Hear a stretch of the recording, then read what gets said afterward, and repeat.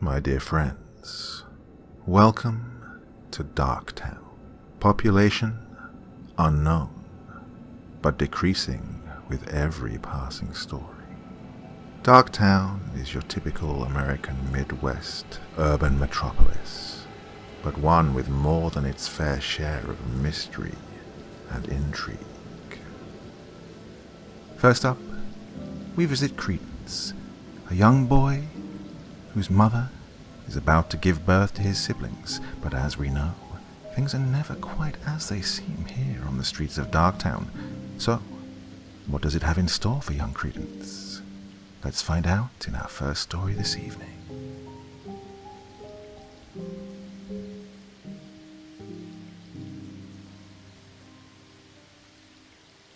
What in heaven's name have you done?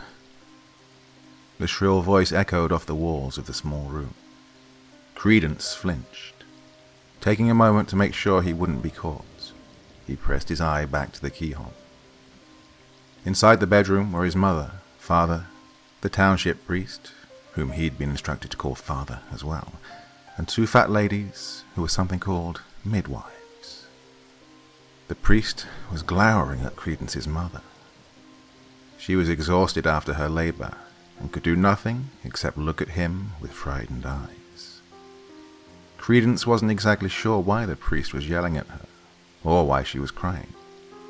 He wanted desperately to run into the room and hug his mother, but he didn't dare.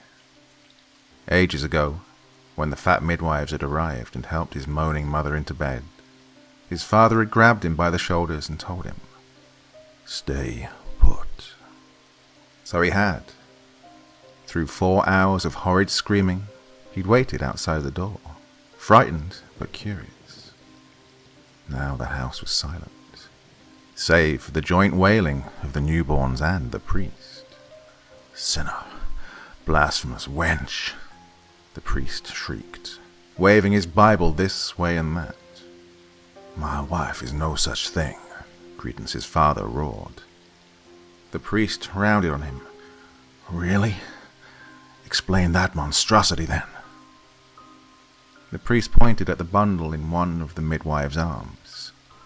A red, squealing, contorted blob squirmed inside the blankets. The two twin girls were conjoined. Between them, they shared 2 arms, a torso, and 4 legs. They cried pitifully, life already bringing them pain so fresh into their existence. When Credence's father said nothing, the priest grinned in triumph. He pointed at Credence's mother again. "You've had relations with an incubus, woman. In the name of the Lord, you will be stoned for your sins." Credence gasped. He knew, even at 7 years old, what stoning was. How could his mother have done something to deserve that? He began to cry quietly, torn between wanting his mother and obeying his father. Credence jumped at the sudden loud noise from the front door. It seemed to shake the entire house. The adults on the other side of the bedroom door were immediately silent. Credence swore that the blood rushing past his ears had never been so loud. He was almost thrown to the floor as the door he was leaning against opened. His father stepped out into the hallway, listening. Inside the bedroom, the priest began to pray quietly. The knocking repeated, more insistent this time. Credence watched as his father walked down the hallway to the stairs and disappeared down them. Moments later, he heard the front door open and then shut, as if his father had let someone inside. Odd. They weren't expecting guests. "Credence, come here!" his mother yelled to him, but Credence could not move. He'd spotted something climbing up the stairs, and suddenly felt like the air around him had turned to glass. If he moved, he could cut himself. What Credence saw next plagued his dreams for weeks after. A lithe creature came into view. Credence couldn't tell if it was a man or a lady, The thing barely looked human. It was thin, downright skeletal in certain places. Its hair was long, black and greasy. Its skin, or the little that could be seen of it, was ashen grey, like a corpse. It was clad in a white shirt and dark slacks. Despite the circumstances, Credence thought it looked very fancy. Its arms were covered in white bandages, its fingernails long and black, like talons, and its eyes were covered by black goggles. The thing stalked toward Credence. It bent its head sideways, as if confused by his presence. Credence shifted under its gaze, his stomach dropping straight through the floor. He was certain that this monster was going to do something terrible. But then, the thing was moving away from him and into the bedroom. The priest shrieked as it entered. "Oh, you demonic pest!" Without so much as turning its head, the thing grabbed the priest by the face and flung him across the room as if he weighed as much as his Bible. He collided hard with the wall, producing a very satisfying thump before slumping to the floor. The unruly distraction seemingly out of its way, the creature turned to the midwives, who were now trembling with fear. It moved toward them slowly, but with purpose. It reached for the twin girls, who had become considerably quieter since it had entered the room. Heart in his throat, Credence startled himself by finding his voice. "Hey!" The creature stopped, turning its head to face Credence as if to say, "Yes?" "Will you hurt us?" The creature shook its head, and Credence wondered for a split second how the damn thing understood him at all. He swallowed hard, choking out another question.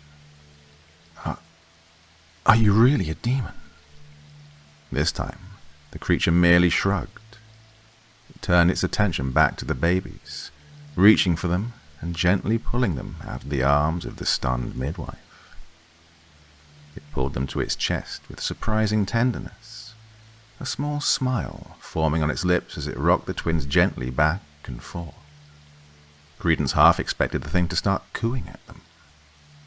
After rocking the babies a few moments more, the creature gently placed them on the bed.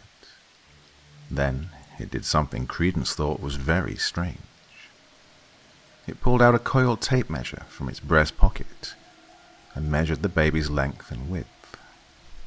Once that was done, the creature gently picked up the twins again, depositing them with care in the arms of his mother.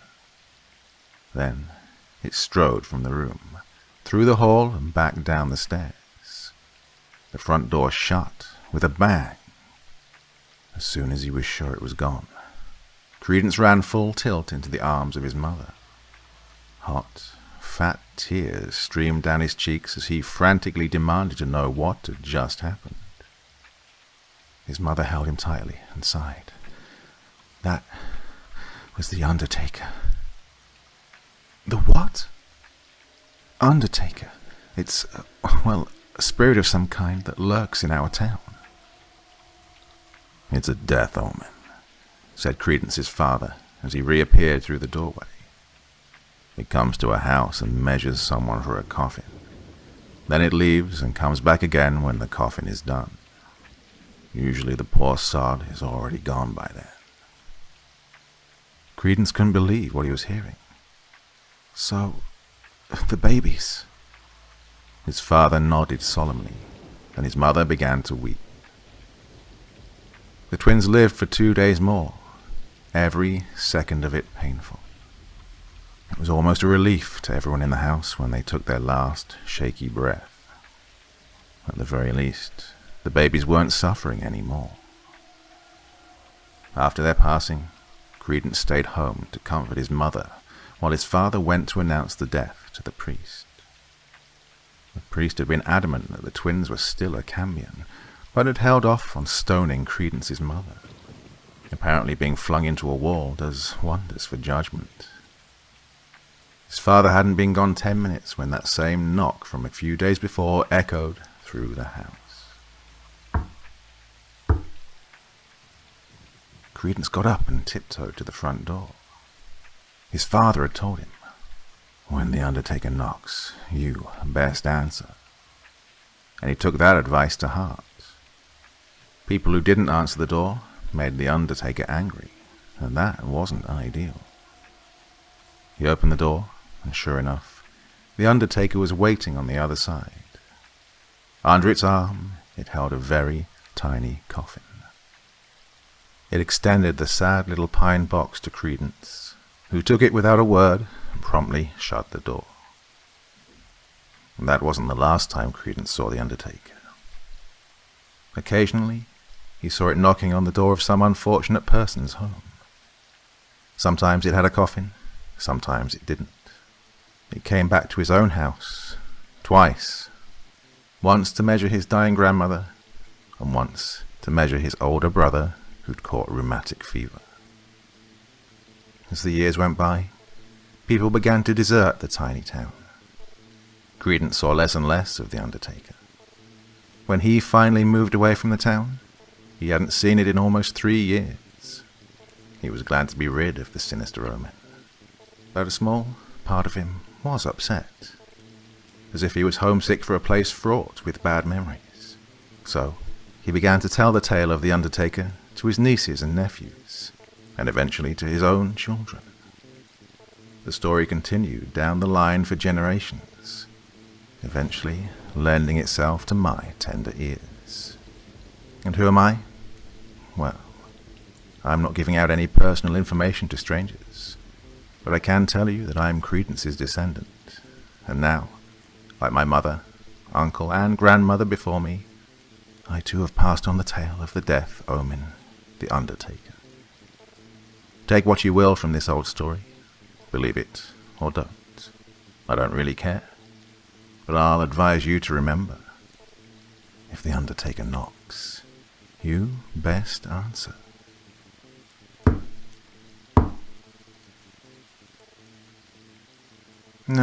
So good of Credence to pass on the traditions to the younger generations. Now we move on further through the streets of Darktown, finding ourselves at the house of young Alex, a boy who's tired after a day of fishing with his older brother. He goes to sleep, and sleeps well, but wakes the following morning to find that circumstances have changed greatly. What does the future hold in store for him? Let's find out. I'm going to start the story off by saying it's completely true. And you can choose not to believe me, but I'm telling you, it really did happen. I'll start the story 6 months ago. My brother Jake and I were fishing at a lake not too far from my house, trying to catch some salmon. It was an awesome spot, and he would take me there a lot. He took me lots of places, and he used to hang out with me quite a bit. He was my big brother, my best friend. But that day, everything changed. While we were fishing, he got a mysterious call from a blocked number. I couldn't hear what the conversation was about as he walked off to take it, but it sounded tense. It was getting late, and we hadn't caught anything yet. So once the call ended, we both agreed to head back. When we got home, Jake headed off to his camper van, which was right out the back of the garden. It was a beat-up old thing, but he really loved it. Some nights he'd let me stay in there, and we'd play video games. It was nicer on the inside than the outside, as he'd done it up pretty nicely with a little bit of money he had from doing freelance photography. He was pretty good, too. He didn't make much money, but he was doing what he loved. I was, still am, only 16, so I just worked at the local McDonald's. I didn't make much either, but it was enough to keep me happy. Anyway, Jake headed off to bed, and I did too. I was pretty tired, and I had to work the next day. I headed past the kitchen to get to my room, when I saw my mum in the kitchen making some dinner. "How was the fishing, honey?" she said happily. "Yeah, it was great, Mum. Didn't catch anything this time." "You never catch anything," she exclaimed. I laughed and headed up to bed. "You're not hungry?" she added. "No, we already ate," I replied. Jake and I had stopped off at the local McDonald's on the way home. I shut my door and landed on my bed, falling into a deep sleep. The next day I woke up and headed out the back to ask Jake if I could borrow his car to go to work for the day, as I knew he didn't have any jobs on that week. However, I was shocked to find my dad brick paving a stone area where Jake's caravan used to be. I stumbled in my tracks. "Oh, where's Jake? What happened to the caravan?" I asked, confused. My dad turns to me with a confused look. "What are you talking about?" he asks in a grouchy voice. "The RV. Where'd it go?" I replied confidently. "Don't know anything about no RV, boy," he continues, placing bricks down on the ground. I head back inside to see my mum in the kitchen again, but this time she's staring out of the window, facing the front of the house.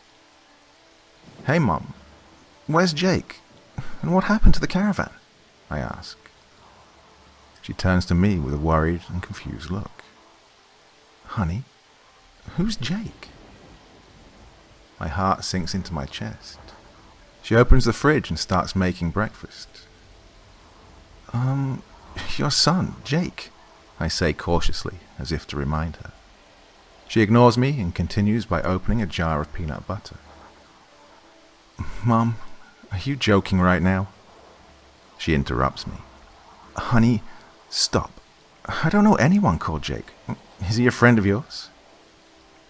I stand in the kitchen with a both scared and confused look on my face. My mum was getting older. Maybe she'd just forgotten for a second. But, no, how could you forget your own son? And that doesn't explain why my dad didn't know what I was talking about either. "Don't worry about it," I said, heading off up the stairs. I walked through the hallway and looked at the large array of family pictures along the wall. My chest tensed, and I felt butterflies in my stomach when I saw the pictures had been rearranged, and some were even missing. I couldn't see one photo of Jake anywhere. My parents were obviously playing some kind of joke on me, I thought. I rushed into my room and grabbed my phone. I looked through every one of my photos. Not one photo of Jake could be found. I swiped through all my contacts and couldn't see his name anywhere. Even all our messages were gone. I was freaking out. This had gone way too far. Whoever was playing this joke on me had been through my phone, and that was a big no for me. I ran back down the stairs. "Seriously, Mum, Jake's obviously gone through my phone. Haven't you guys heard of privacy? Come on, where is he?" I say, slowly losing my patience. "Alex, you're worrying me. Are you feeling okay?" she says softly. I look at the clock and notice the time. "Whatever, I'm late for work. Can I use your car today then?" I asked. "What's wrong with your car?" she said, confused. "I don't have a car," I say, exhaling and rolling my eyes. "What about the Nissan?" She points outside. "That's Jake's car," I snap at her. "Whatever, I'm taking it anyway. He's obviously not here." I grab the keys off the kitchen bench and head to work. At work, I couldn't take my mind off Jake. Why would he joke around like this? What if something happened to him? What if I was going crazy? Why would he move the caravan? Was he moving out? I had no idea. Then I remembered Jake's Instagram that he used for his photography. I looked up the name, JJ Photography. Nothing was coming up. Now I was worried. He had over 10,000 followers that took him 3 years to accumulate. He wouldn't just delete his account like that. Maybe he'd block me. I asked the girl I was working with if I could look him up on her phone. But once again, there was nothing. What the hell was going on? Once my shift was finished, I headed straight home. Still no sign of Jake. Now, I'd confronted my parents many times, and all they did was look at me like I was crazy. It's been 3 weeks now, and there's no sign of Jake anywhere. It's like he never existed. No text messages, no photos, nothing. My parents were starting to think I was going crazy. I needed to find out what had happened to him. I've contacted the police, but they say he's over 18 and they can't do anything about it. He has the right to go missing, they say. I'm convinced something terrible has happened to him. He wouldn't leave me like this. We did everything together. He had so much going for himself. God, I was convinced my parents were involved. I would try to talk to my dad, but every time I mentioned Jake, he would get angry and tell me to stop talking nonsense. I asked my neighbors if they'd ever seen him, just to prove that he had existed, but most of them are elderly and were no help at all. I just couldn't find any of Jake's stuff anywhere, as it was all kept inside his caravan. Other strange things started happening around here too. Like, one night, I was walking past my parents' bedroom to go to the toilet, when I hear them whispering to each other. I couldn't quite make it out, but I distinctly heard my mother say, "What are we going to do with him?" My eyes widened, and I quickly tiptoed back to my room as fast as I could. I lay in bed, trying to figure out what she'd meant by that. Had they done something to Jake? Was I next? I stopped trusting them after this. I knew they were involved somehow. I'm not crazy. I would always catch them looking at me from the corner of my eye. My idiot dad never leaves that garden. He's built a gazebo patio area out on the area where Jake's caravan used to be. I always knew Dad didn't like Jake. They couldn't wait to get rid of him. Always trying to get him to move out. They were always arguing with him. I took pity on him most of the time. He had it tough as the oldest child. They've always been more strict on him than they ever were on me. Then, one day, while I was at school, I remembered something. When Jake and I were kids, we used to play down at the old forest at the back of my school. I skipped class and headed to the forest. I was looking for something. An old tree that we used to carve our names into. It was a large pine tree, right in the middle of an opening. I ran to where I remember the tree being, almost tripping over in the process. Sure enough, there it was. A large bark-stripped oak tree with letters carved into it. And right next to my name was Jake's. I knew it. I knew he existed. I headed back home to confront my parents, but was met with an out-of-place white van on our driveway. When I walked in, I heard people talking in the living room. As I turned the corner, I see a tall old man wearing an even older suit, sitting down talking to my parents while two mean-looking men in white uniforms stood on either side of him. The old man, wide-eyed, started talking. "Ah, here he is. The man I've been hearing all about. How are you, Jake?" My heart stopped. "Who the hell are you? My name is Alex," I say as confidently as I can, but it comes out shaky and unsure. My mother and father looked at each other, concerned. "Sit down, Jake. Come on." My mother holds out her hand. "Yeah, come on, son. Everything's going to be okay," my dad says, walking over to me. "Get the hell away from me," I say, stepping back nervously. The two men look at each other. The old man signals them to get me. As one of the men approaches me, I shove him away. "Come on, Jake. It's easier if you just come quietly," one of the men says. I try to run past him out the door, but I'm stopped by my father. That was the last thing I remember before getting pricked in the arm and quickly drifting unconscious. I've been in this facility for 6 months now. Things are much more clearer now that I'm taking my medication. I understand now that I'm sick, and this is the best place for me. Well, that's what I thought until 20 minutes ago, before I received a visit from my parents. They've been coming to see me every couple of weeks, but today was a particularly beautiful day, and I was allowed to go outside in the big courtyard. I was enjoying the view when my mother said she would love a photo of us all together. She went and asked one of the nurses to take the photo of us, where my father leaned in close and whispered into my ear. He whispered something that shook me to my core and knocked me out of any days the medication had got me under. Such a beautiful day. It's too bad Jake isn't here to take our photo. "Say cheese, you guys," the nurse yells, smiling from behind the camera. My mother leaning in closer to me to get in the photo. I stared at the camera with a cold, blank expression. I was staring at the camera my mother gave the nurse to take the photo. The same camera that my older brother Jake used to use.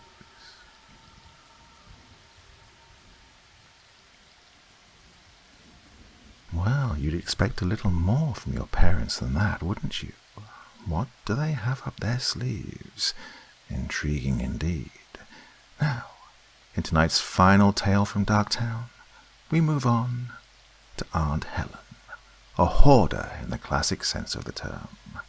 Her house holds many secrets, soon to be revealed to her niece. But will there be a positive resolution to the situation? Let's find out as we once again venture through the streets of Darktown. Ever since I was a young child, I always remembered my Aunt Helen as being a major compulsive hoarder. The few times my family and I would try to visit her, it seemed as if the mountains of miscellaneous items would get taller and more threatening every time we stopped by. Now, if you've ever seen the TV show Hoarders, you'll notice that many of the featured hoarders are middle-aged to senior women who are overweight and holding grudges from decades ago. That was my Aunt Helen. Even though she was struggling with a mental illness, I couldn't bring myself to feel sorry for her. After all, she had brought this upon herself, cluttering up her only living space. If we wanted to help her, she had to want the help we were offering. But every time we tried, she majorly declined. Yes, I knew that her husband had died, but that was years ago. Surely, I would think that by now, she would have moved on, at least a little bit. It had been several years since I'd last visited Aunt Helen. In more recent years, she'd always declined to show up at family gatherings and parties. I just assumed it was because she felt slightly ashamed that we all knew about her hoard, or that she could barely leave her house in the first place. It began to worry me as time went on, because I just simply figured that she was lonely, but I still couldn't wrap my head around the whole hoarding thing. So, once a week, I decided that I would call her to see how she was doing. I even considered planning a visit, even though I was terrified of seeing what her house actually looked like after all these years had passed. I began calling her every Wednesday, just to make sure she was all right. Even though it took her a while, she always answered the phone, and I never had to call twice. In the background of every call, I could hear the muffled sounds of her crawling over heaps of collected items. It was at that moment that I would always ask her if she was all right, and she dismissively said, yes, she was just fine. I'd been calling her for about a month and a half, when my aunt's tone of voice began to get somewhat panicked and afraid. In the most recent of calls, she picked up the phone on the very first ring, which startled me. "There's a strange car outside my house. It's been there for a day or two, and I'm starting to get worried," she said, her voice shaky and panicked. I simply told her to calm down, that everything would be just fine. I wasn't really that worried about her.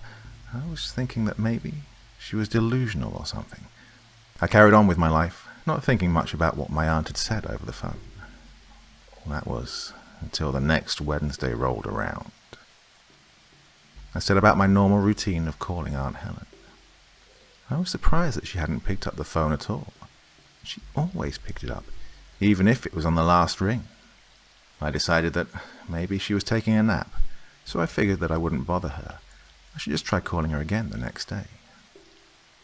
Again I called, but no answer. Now I was really starting to worry. I decided that I should face my fears and head over to her house to make sure that she was doing okay. The drive wasn't far from where I worked, so I arrived there in about 10 minutes or so. I could see a rusty, peeling grey van sitting in the street beside her house. I pulled into her cracked, weathered driveway and took a gander at the house she'd lived in for most of her adult life. It was painted a dingy, peeling white, with dusty windows and weathered shingles. It wasn't the outside I was the most worried about, though. I swallowed hard and made my way up to the front door, lightly knocking. No answer. I knocked again, but louder this time. Still no answer. I took a deep breath and decided to step into the house. I began trying to push the door open, but it barely moved. I pushed again, harder this time, and the door only moved a tiny bit more. I tried one final time, using all my strength to push the door open just enough to squeeze myself through. I gagged and nearly vomited at the putrid smell that filled my nostrils. It smelled like rotten food, decay and fecal matter all mixed into one. I didn't dare shut the door behind me as I trudged slightly deeper into the house. All the lights were on, despite it being daytime, which I found slightly weird. I had now realized there was a pile of junk about 4 feet high blocking the doorway. Just looking at the mess and clutter made me begin to feel anxious and claustrophobic. I had no idea how my aunt had managed to wriggle her way around the house. There were piles and piles of junk, and knickknacks piled all the way up to the ceiling. The piles consisted of anything and everything you could ever imagine. Food wrappers and old boxes, stuffed animals with matted fur and mounds of tattered clothes. I surveyed the scene in disgust, all the while calling out for my aunt. I covered my nose and mouth with my shirt and began to make my way up and around the huge mountains of forgotten junk. Every time I called out, I received no answer in return. Beads of sweat began to form on my forehead as a feeling of panic began to form as a lump in my stomach. As I was about to venture into what I assumed was the living room, the smell of rot and decay began to grow stronger, making me gag. I thought I was prepared for anything when I walked into that house, but nothing could prepare me for what I stumbled upon next. There was Aunt Helen, but not as I was expecting to see her. She looked a lot larger than she had the last time I'd seen her, bloated with post-mortem gases. A single bullet wound dotted her head, while swarms of flies buzzed around her lifeless body. The sight and smell hit me like a ton of bricks, and I couldn't help but turn away and vomit. I stumbled outside and immediately called the police, thinking that my aunt had ended her own sad life by turning a gun on herself. The police showed up shortly after, thinking that it may be suicide as well. The only thing that was strange was that the gun in question could not be found. I didn't blame them, of course, as it could have gotten lost in her heaps of trinkets and junk. It was now up to me and my family to clear out her house as a team. Anything below the uppermost layer began to rot, making it easier just to shovel it all out, like clearing ashes from a fireplace. The fridge has been filled with rotten food, and more than a fair share of dead critters and insects. My cousin and I were able to locate at least 2 deceased cats, as well as something unidentifiable.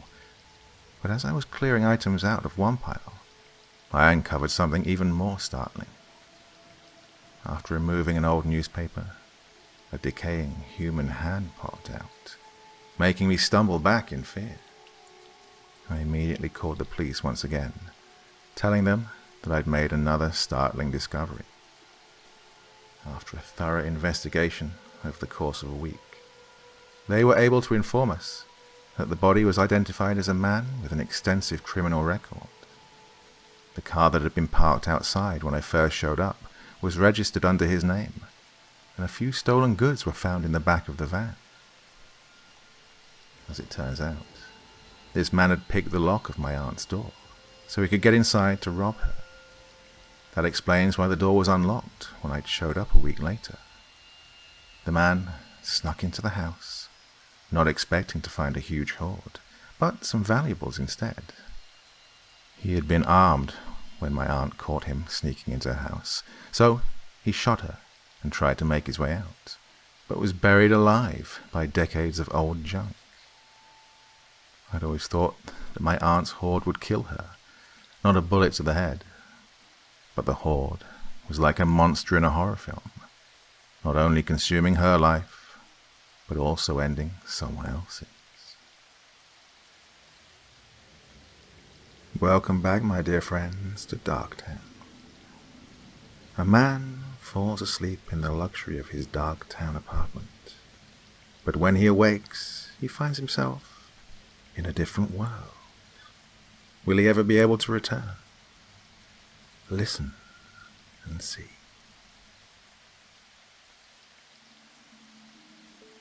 Terror is coming home to find that everything you own has been replaced with an exact copy. Renowned horror novel writer Stephen King is quoted as saying, "Perceiving threats through natural intuition helped our ancestors to stay alive. Most of the time we can quickly guess if something is a threat to us or not, such as a falling boulder or having a gun pointed at us. There is that space between what we think is a threat and what is not one. This is vagueness or ambiguity. A dictionary definition for ambiguity is the quality of being open to more than one interpretation. Inexactness. Our brains can't exactly guess if something is a threat by looking at it, like a creepy mask or a clown. There is nothing wrong with a mask or a clown. There's just something a little off about those two things. It's just unnatural. Let's say that you walk down the stairs to get yourself a glass of water in the middle of the night, after everyone else has gone to bed. It's so dark in your house that you need to have a hand against the wall just to get downstairs. You start to hear little noises that you normally would have ignored because you've heard them so many times. All of a sudden, you hear and feel breathing on the back of your neck when you thought you were alone, and turn around to see nothing there. Well, something happened to me that might never be explained. This experience wasn't some kind of lucid dream or a hallucination. It was real. I was in shock, and it took a little while for my mind to reason with itself and accept the alien situation that I was in. How else would I just wake up one night with a tattoo of the number 3 on my upper thigh in a place that I've never been to before? A week ago from tonight, I woke up to find myself strapped to a chair with a black blindfold over my whole face. I thought I was hearing voices that sounded exactly like my own. Next, some unknown force took off the blindfold, and I found myself in a dark room where I could barely see a single thing. A light then abruptly appeared and made a humming noise, and I saw that I was in a small room surrounded by 6 other people, all of whom looked exactly like me. We were all silent. We had no idea what we could say that would be relevant to what we were seeing. "Hello," a muffled voice said over an echoing speaker. "You are all probably in shock at this moment, and have nothing to say that would put any of you at ease. You may notice the similarities between yourselves." "Where the fuck are we?" we all said in unison, and then sharply went quiet because we were so shocked to have had the identical reaction. Jinx. "It's all right. Your reaction is completely normal. Who we are is unimportant. It's the question of who all of you are is what you should direct your attention towards. Are all of you you? Or are all of you individuals, just like someone you may make awkward eye contact with on the street? The mysterious man was not making any of us feel better. After all, we'd all woken up strapped to chairs in a dark room and found 6 other people in the same situation that all looked and talked exactly like me. And I had nothing to worry about. That's madness. Like I said before, anything that I say by this point will not aid in calming any of you down, so it would be useless to even attempt to do so. There is just one explanation I will give you before we all leave. There are 7 of you joining us here today. All of you appear identical, down to that little freckle you have on the back of your left hand. I looked over to my left hand and saw that there was that little freckle right underneath my pointer finger. The truth is that almost all of you are copies. There is just one exception. By this point, I was, for some weird reason, actually starting to calm down. I must have been the real me. Isn't it obvious? You are all, by this point, assuming that you are the real you. Am I right? This is where you are wrong. How could I be wrong? I must be the actual Joel. I know that to be a fact. I have all of my memories, don't I? What were the rest of these people thinking? We took the original one of you and copied your consciousness into the 6 other bodies that we created. And then we strapped you all to one of these chairs. You will all be set free, and you will not be harmed by us ever again. But there is one catch. One of you will be able to go back and live your life the way it was before, and all of the others will need to start over. The ones of you who aren't so lucky to end up back in the place where they fell asleep will probably start planning to go to where you live now and replace yourself with a person who is living the life that you believe to be your own. We will make sure that you are not able to harm the one of you who gets to go back to the way things were.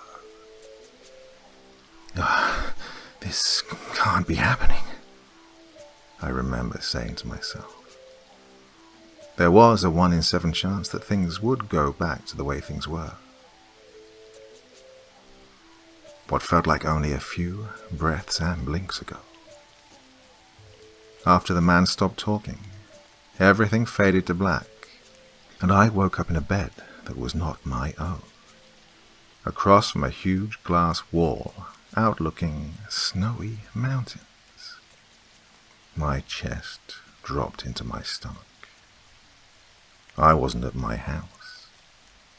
My girlfriend wasn't right next to me, and instead of a German Shepherd at the foot of my bed, there was a laptop that looked like my own with a piece of paper on top. This is what the paper said. Dear number 3, welcome to the Dolomites in Italy. This beautiful mountain range is elevated at 10,968 feet above sea level, and is where you have found yourself living. You will find a safe in the closet that will contain all of your financial papers, passports, a birth certificate, and other things of that nature. You do not need to worry about working. We have provided you with enough wealth to live comfortably for the remainder of your years, and there will not be a language barrier when communicating with the locals. You will not be able to do a reverse search of your face online. but you can follow the original Joel online and will be able to peer into his life. But it will not be possible for you to contact him in any way. Now, go out there and go on some adventures. Find a special friend and treat yourself every now and then. You are still young, and you have many more years in front of you. I felt so stuck. I haven't left my 3-bedroom house yet. Groceries were delivered yesterday, so I've been fine. I'm just sitting in front of this window looking at an old photo album. It has all the photos from my first birthday all the way up to my last few days of my old life. But there was one slide missing in the photo album. I guess it was symbolic of something. Then I went into Facebook to find Joel. And at the top of his wall he had 120 likes. Wow, I said to myself. I'd never gotten that many likes before. The photo was of Joel on one knee proposing to our girlfriend of 7 years. Maybe that was supposed to be the last picture in the photo album. But I will only be able to see how one of the 7 Joels lives the rest of their life through a Facebook and an Instagram page. I will never be at my wedding. I will never be able to meet my first child. I will never be able to sit down in a chair in the office of the job that I was working to have. All I can do is start over. Us humans live in a very strange world, which inspires so many questions that even the best of our thinkers don't have explanations for. We seek out answers, launching rockets into the depths of space, never to be seen again. We send boats into the deepest parts of the ocean in order to discover new places. But our brains are just too fragile to handle some horrifying truths.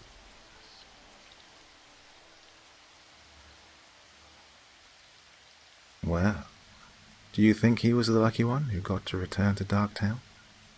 Maybe his luck was in not being the one to return. In our second story this evening, we investigate a case of sibling rivalry gone bad.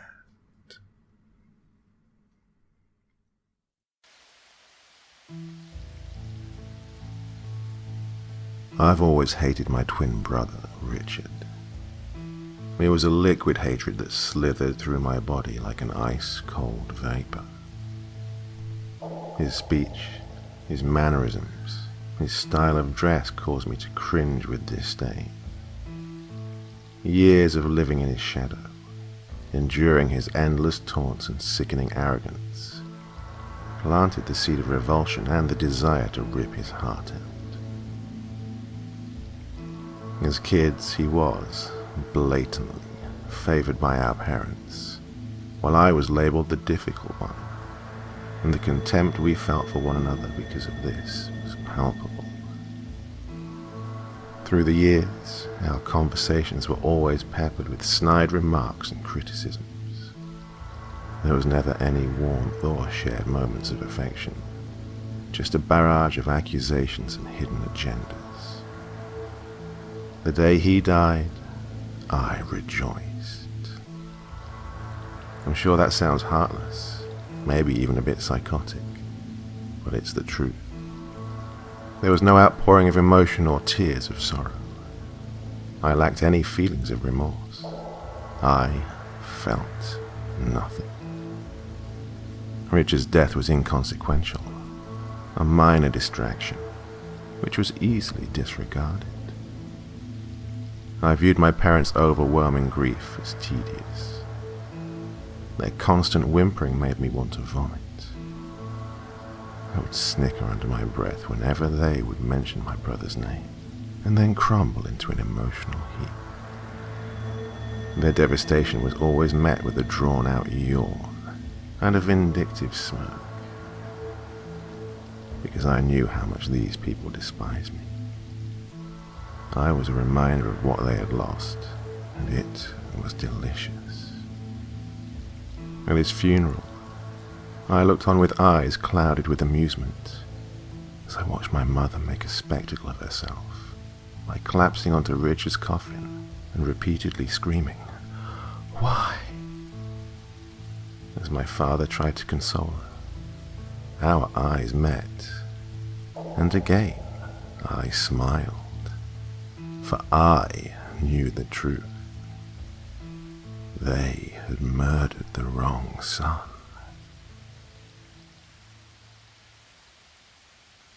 Yes, Darktown has its share of mysterious goings-on, that's for sure. Now, on to our third tale for this evening. A man has been suffering bad dreams for almost all of his life. Will it be any different this evening? Let's listen and find out.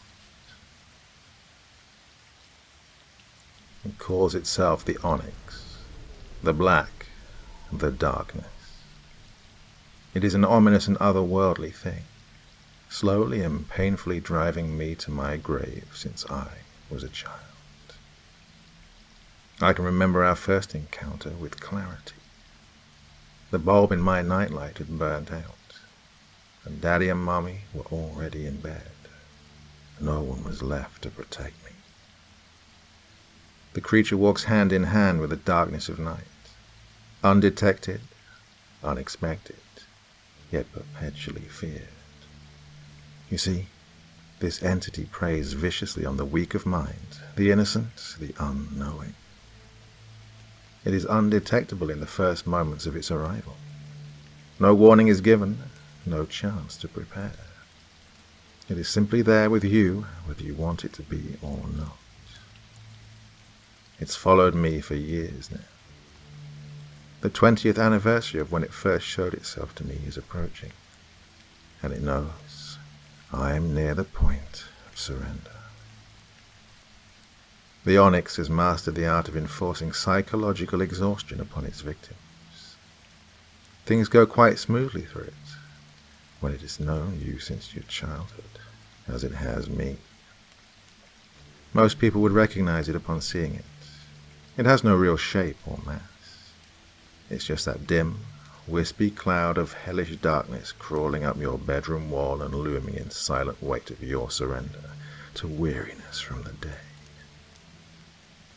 I am very much aware of the fact that it watches me, invisible during the day, blatantly surrounding in the night.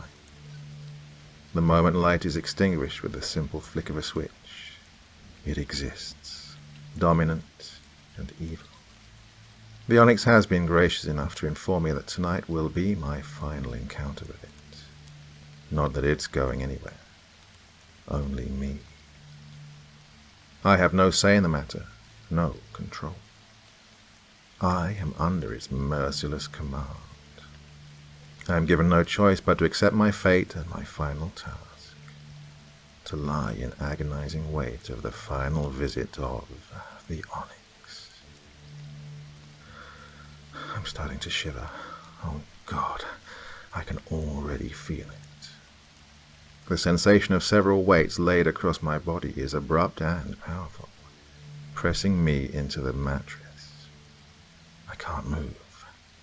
My muscles have stiffened to stone.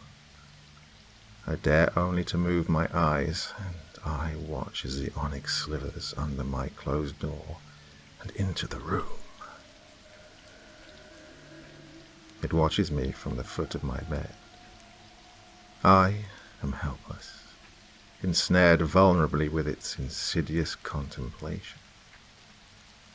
It makes its way to the side of the bed, then arches its grotesque form over me, slithering what feels like a skeletal hand over my body. It towers over me, and its darkness overtakes me in its entirety one last time. Its delicate mantle of blackness glides across my face. I am reminded briefly of a gothic and tattered bride's veil. The onyx hovers to the darkest corner of the room, taking its usual route up the wall and onto the ceiling above my bed. It stares triumphantly down on me, and stays that way for some time, seeming to relish the moment. Finally, it begins its descent. I close my eyes. Several sharp objects, almost like claws, dig into the sides of my face, leaving behind what I'm sure are angry, bleeding gashes. I can't help it. I scream. The skeletal hands are closing over my skull. Then, suddenly, what feels like a third hand, decked with needle-like fingers, forces itself down my throat. I gag and shriek hoarsely as the spindly fingers dig through my insides, burning and tearing with every careless movement. Distinctively, I feel the hand move with purpose as it closes over my panicking heart. It has me. The fingers tighten. My vision turns black. A strangled cry beyond my own recognition escapes my obstructed throat. The claws gripping my head begin to tighten as well. Pressure builds inside my brain as the skull begins to crack. I experience every little split, every microscopic break. Warm liquids trickle down the sides of my face, into my eyes, into my open mouth. My body is made of agony. And then there is nothing. They find me like that a few days later, eyes glazed and mad with anguish, skull in shards with unknown fluids leaking out, blood seeping from the ragged lips and gathering in a large pool on my bruised, unmoving chest. Mysterious, ink-black handprints stain my skin in various places. My heart, they discover, is oddly missing. Gone. Nowhere to be found. What could have done this? The officers and investigators ask one another. The remnants of my eyes roll around rapidly in their sockets, looking frantically in all directions. It's right in front of you, I tell them. But their ears are deaf to my warnings. Their eyes are blind to the things of this netherworld of darkness and ceaseless torment. I watch the creature follow them out as they leave the gruesome scene of my demise. The creature. My second shadow. My lifelong stalker. My executioner. The onyx. It's all around you. It will never leave you. Take my word. Take the word of its claimed victim. You will see it. Just wait until dark.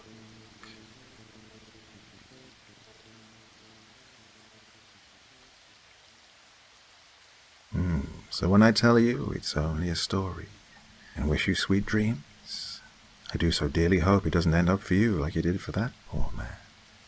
Now, on to our final story of the evening. One of Darktown's fine members of the police constabulary is worried about a strange figure that he sees outside his apartment. He's also worried about home invasion. Where could this all lead? Let's listen and find out. It's true, what they say. Monsters do exist. They have always existed and will continue to do so. They live in our minds, infesting them with suicidal and horrible thoughts. Some of us give in, some of us don't. It's the battle that never ends. But there are more strange and fearsome things. The things that lurk in the shadows and only come out when it's dark on our planet. They feast on us, on our fear, our guilt, and every bad emotion we have. This is a story about one of those things. of those things that want to destroy our people. Kill us, torture us. I stare at the TV screen. Just some classic bullshit about politics again. My mind wanders off to several different thoughts. My wife, my job, my family. I work for the local police station, and since there are rarely any crimes in this town, we mostly eat donuts, drink coffee, and get fat. Although I wouldn't call myself fat. I go to the gym every day and try to eat healthy. Although tonight I have a bag of chips with me. A thought comes rushing into my mind. It was about a case we had last month. A man was washed ashore. He was dead, obviously, and covered in bite marks. And in some parts of his body there was flesh ripped out. His eyes were gone as well. We thought sharks, but they don't usually just bite some dead prey and leave it. No. There was something quite off about this bizarre incident. We had to close the case since there were no suspects, and the man's body was too destroyed to identify him. I felt a breeze of cold air the moment I sat up from the couch. The kitchen window was open.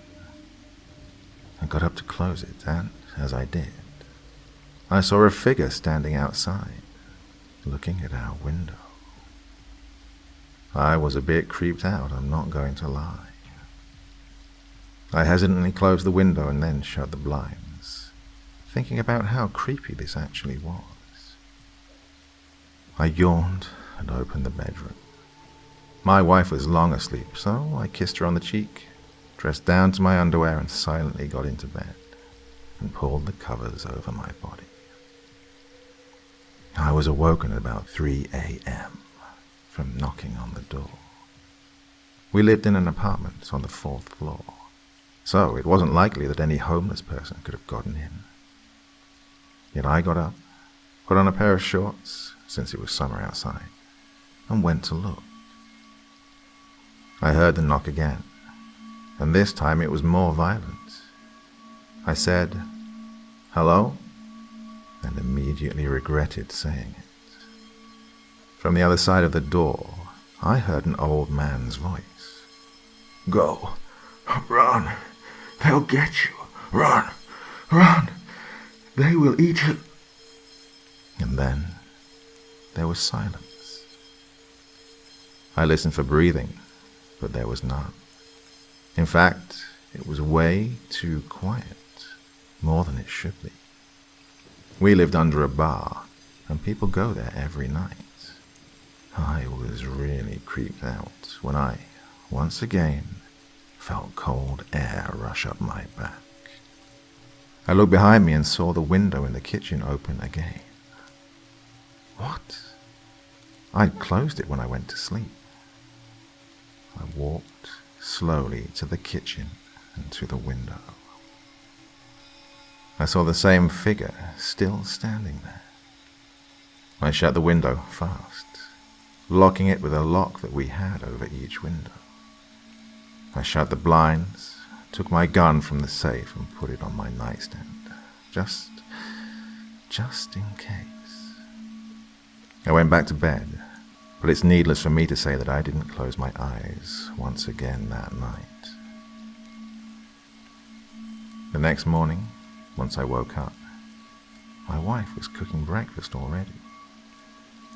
I entered the kitchen, still tired from the sleepless night, said good morning to her and asked if she had opened the window at night. She denied doing it, so I was left thinking about this all day long. I won't bother telling you about my workday, because it was boring as hell. Nothing ever happened in this small town. I got home before my wife, because she works at the mall and she comes home at 8. I had about 3 hours for myself, so I decided to check out the window once again. I opened the blinds and let the sun shine in. The dark figure was obviously gone. Nothing seemed off or out of the ordinary. The window wasn't broken or anything, and I had no explanation as to how it had opened, if none of us had done it. We don't have strong winds here. Not ones that will blow open a shut window. Definitely not. I was confused. Things like this just don't happen. I don't believe in ghosts or anything like that.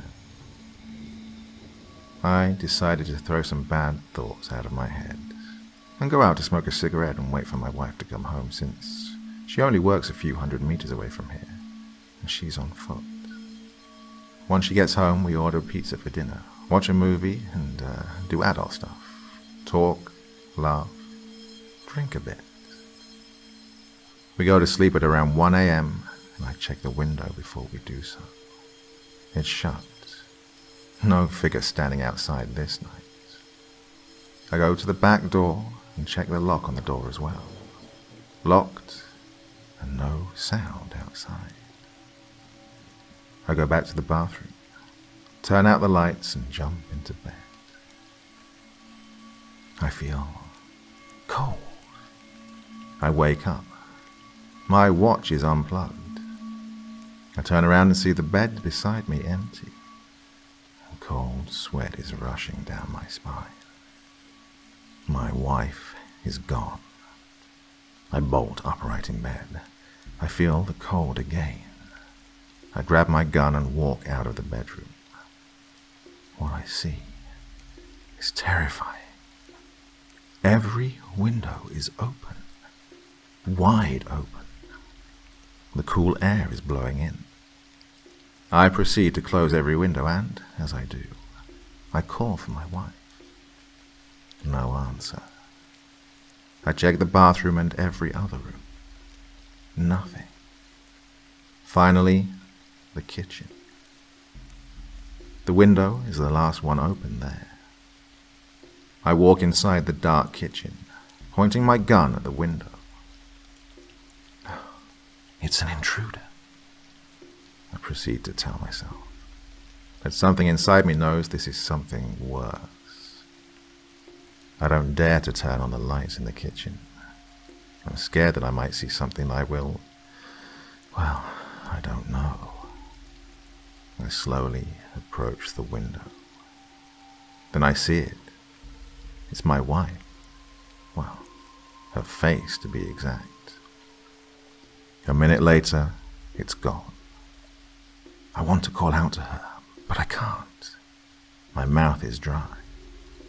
My hand with the gun is now shaking. I'm at the window, and I see it. The figure. It's sitting on the tree. It's not a man. It has 6 eyes and way too many arms. It sits there, smiling with its huge mouth. I don't know what to do. One's mind can only process what it understands. Then, suddenly, the creature lunges at me, trying to grab me with its long and nail-covered fingers. I fire a shot at it. The bullet just bounces off, so I try pushing it away from myself. It tries to eat my face, but I use all of my strength I have in me to push its jaws away from me. Then, an idea sparks into my mind. I'm gonna burn myself and this fucker with it. Our flat has a gasoline tank. It's not much, but it might be enough to light this apartment on fire. I know this sounds crazy, but I think it's the only chance I've got. With all of my strength, I push this thing off me and throw a kitchen knife at it. It screams a terrifying scream and growls in pain. This gives me the split second to close the window and rush out of the room and shut the door behind me. I feel pain in my wrist. Blood is soaking in my shorts as well. I take the gasoline container from the washing room and open it, splashing the gasoline all over the floor. What surprises me is that I hear no sound from the kitchen whatsoever. I empty half of it and proceed to walk back to the kitchen. I wait for a moment, then brace myself for the worst and walk inside. My wife is standing in front of me. She wraps her arms around me and starts whispering to me, and I almost believe that it's her. But there is one thing. Since when does my wife have red eyes? I scream and punch her away. Immediately her skin starts peeling off, revealing the creature. I smile and splash the remaining gasoline around me and on the creature as well. It stares at me for a moment. I look into its eyes of hell. Then I pull out my lighter, and just as the thing jumps on top of me, I drop it on the ground. I feel sharp pain, and then I'm falling into the black abyss. Local newspaper reports: 4 killed in apartment fire. The fire supposedly started from the 4th floor and lit up the whole building.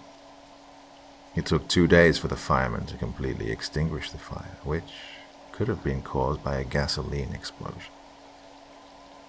The bodies of 4 persons were found. All were men. The most destroyed body had bizarre marks on it. Parts of the man's body were bitten out, and his eyes were gone.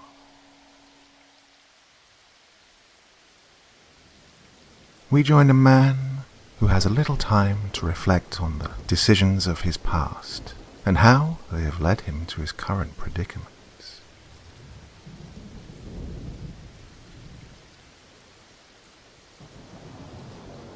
"5 minutes. That's how much air I have left in here, give or take a few seconds, of course. I don't have access to a clock to see how long I've been in here. I do know this room holds enough air for roughly 10 minutes total, once sealed completely. I wasted my first 5 minutes trying to escape, a feat I am well aware is impossible, and actually quite stupid. I've resigned myself to this fate, unless she has a change of heart, which is doubtful to say the least. She caught me completely by surprise. I'm almost in awe of her planning. I never once suspected she was anything other than what she appeared to be. I guess that's why they say you should be cautious of who you meet online. 4 minutes now. That's if I can remain calm. I know what to expect, but will it keep me from pounding my fists against the door when my chest gets tight? Who knows? We'll see soon, I guess. She knew just how to cater to my tastes. Blonde hair, blue eyes, goth chick. Something about the light-dark contrast appeals to me. It helped that she looked familiar. I couldn't quite place who she was at first. She played a good role and got the best of me. She knew just how to make me feel comfortable, how to stroke my ego and lull me into a false sense of security. She seemed fragile, broken, desperate. Just how I like them. I guess she just seemed easy. 3 minutes. I don't know if it's in my mind, or if my breaths are becoming harder to pull into my lungs, and less satisfying once they get there. It's only a matter of time now, anyway. She was so charming to me, so sweet and humble, but she held that broken air about her, like she would do anything I told her to. I even considered asking her to join me in my work, as an assistant of sorts. She was just so damn obedient, not like the others before her. She didn't try to run off or act like a bitch to me. I think that's what did it. That's what made me let my guard down. So young and beautiful. My old eyes were blinded by lust, and strangely, hope for the future.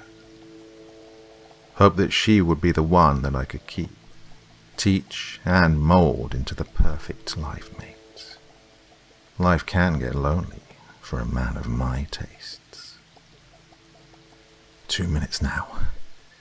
There's no denying that the oxygen level is dropping. My chest is starting to burn and panic is clawing at my brain, insisting I try again, insisting if I plead long enough she'll open the door. I've kept it at bay so far. I know pleading won't work. She sees me for what I am. We'd been dating for a few weeks when that feeling of déjà vu I got with her started to really pick at my brain. It practically overwhelmed me. But in my line of work, questioning these things can get pretty messy. If I do happen to recognize someone I knew before, well, that's just something best left unsaid. I finally placed her at the last second, right before she sealed me in here. She'd wandered into my study as I slept, opened this hatch, and then waited for me to come looking for her. How had she slipped from her restraint so easily? How had she known where to find the secret latch to release this hidden vault? These are questions that will haunt me now, in this final minute or so of my life.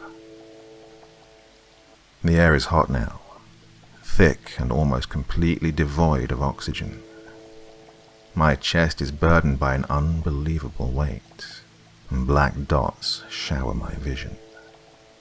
It won't be long now. Such a shame that I didn't recognize her face just a day sooner. It would have been her in here, struggling to breathe her last. But it's too late to think of what could have been. There's barely even time to think of what is. She hid in wait until I was in place, staring perplexed at the open vault. Then she made her move, knocking me over the head and shoving me in here. I only just had time to turn around and glimpse her face, framed by the doorway, eyes flaming with hatred. Only then did I realize where I'd seen that face before. Years ago, she was my first. I was young, reckless. I know now that I was also too kind. I forced her inside this same vault that will come to be my tomb. But I let the little girl live. She couldn't have been but 3 years old. There's no way that she could have incriminated me, and at the time killing a child was a little too much to stomach. So I drugged her, blindfolded her, and left her on the side of the road 100 miles away. I'd never known what had become of her, until now. My final thought, as my vision fades, and my chest feels about to explode, is of those same hate-filled eyes staring up at me from the face of her mother.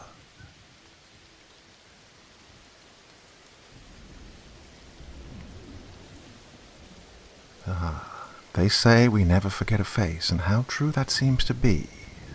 Pity it was a little bit too late for him. And now we move on to a family of 4 brothers who are rejoicing in the excitement of a huge lottery win. But as we are in Darktown, we'll see that not everything ends well.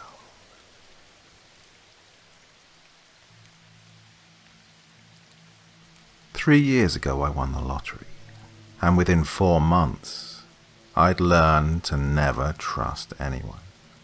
My 3 brothers, Jerry, Paul and Joseph, and I won the Powerball lottery.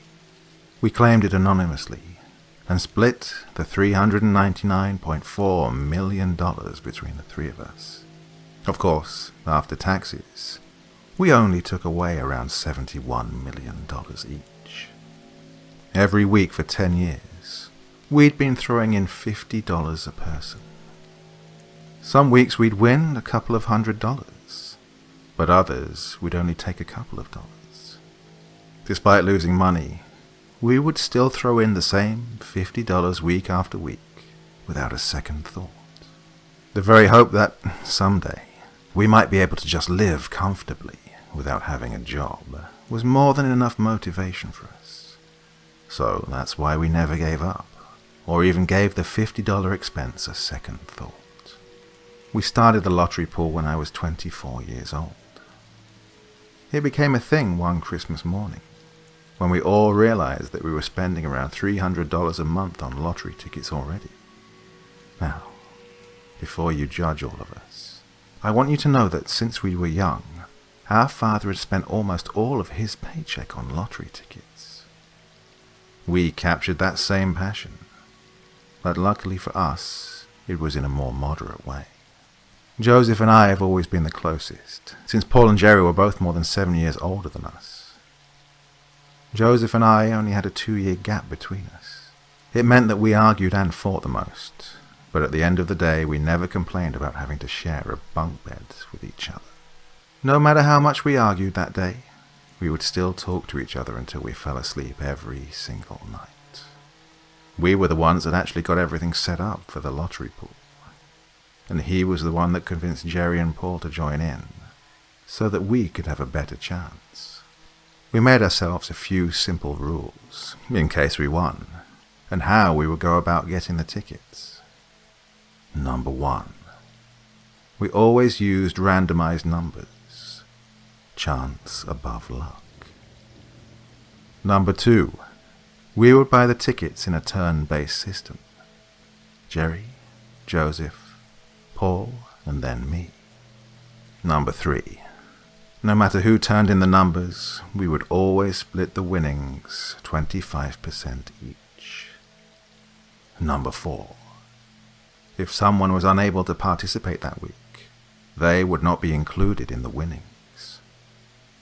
For 10 years, we faced almost constant failure. The most we won was around $1,200, but if you added up all the money we'd spent until then, it felt like we were just throwing our money away. For some reason, we still kept doing it without any sort of hesitation. The person who was in charge for that week to purchase the tickets always found the $50 from each of the other people. So, 10 years later, and I went into the convenience store that was right by my house and purchased the 200 quick pick lottery tickets. That Wednesday, I sat in front of the TV while the numbers were being called. I wrote the numbers on a notepad and scanned through every single ticket.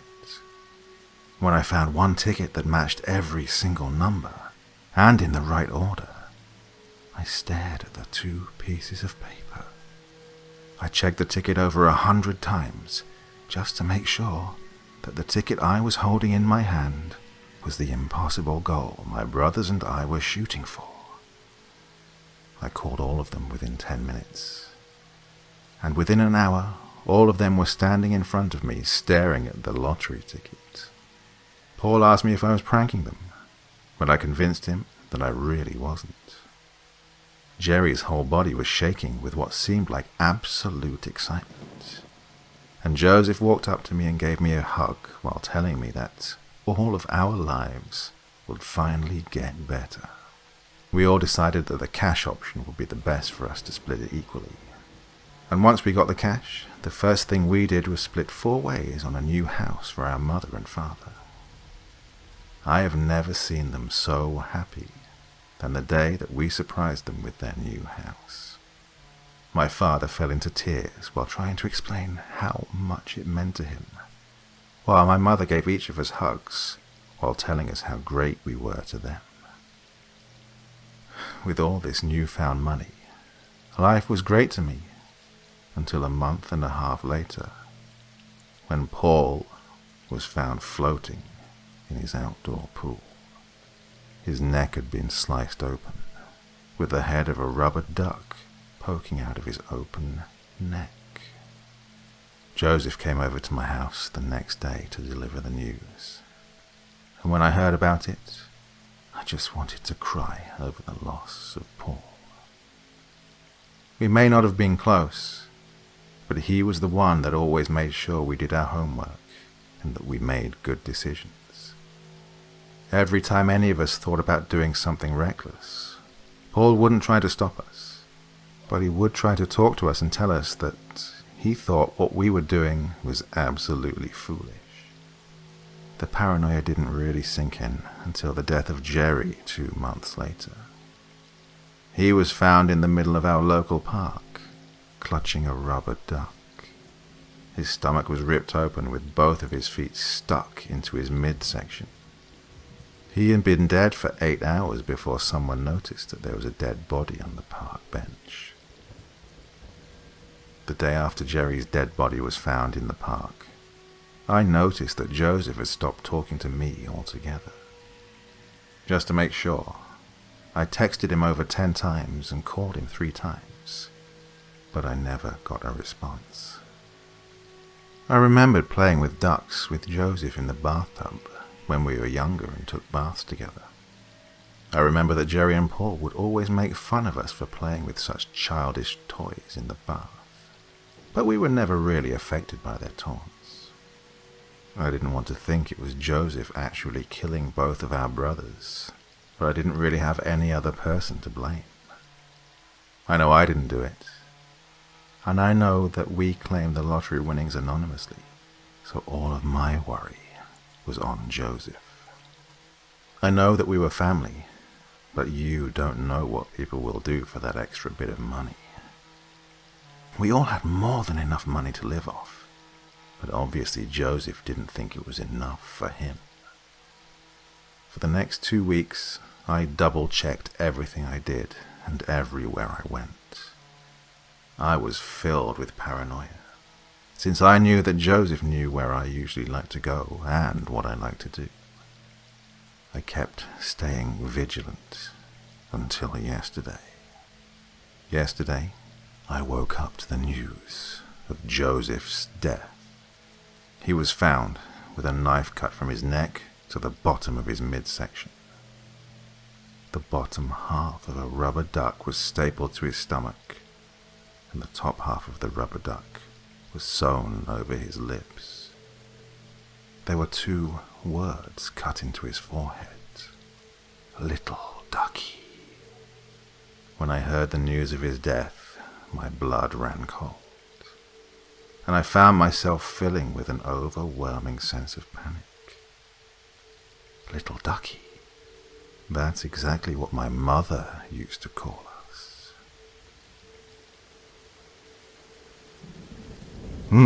Was that a case of keeping your friends close but your enemies closer? No one can be trusted in Darktown. So, on to our final tale this evening. A man, unhappy with the appearance of his home, decides to do a little bit of decoration, but not in the way that most of us would imagine. I walk past the noose in my living room every day. It's been dangling from a hook I've hammered into the ceiling over the coffee table. For 4 months, I've walked past it every morning as I leave the house, and every evening when I come back from work. Learning how to fashion the thing was easy. I almost couldn't believe how many DIY videos were on YouTube. I made mine with an extension cord. I didn't hang the noose to kill myself. Not then. Really, I just wanted it up there for comfort, to have a reminder that there was something there that would let me escape everything if the time came where I needed to. It was like having a radio that you never played, or a chair you never sat on. It was just there, a piece of furniture waiting to be used. Things have been not so good for a while. Not finding a lot of fulfillment at my job. Haven't spoken to any friends in God knows how long. But worst of all, my wife started cheating on me earlier this year. The guy she cheated with is in his 20s, bartender from in town. Fella at least had the decency to wait until I left the house to fuck her. But they still made it pretty obvious to the neighbors. She would scream loudly, I've been told. Her and I hadn't made love in over 3 years. Hell, we only even spoke to one another maybe once or twice a week. On the day that I found out, when some sheepish neighbor took me out for a drink and broke the news to me, I put up the noose.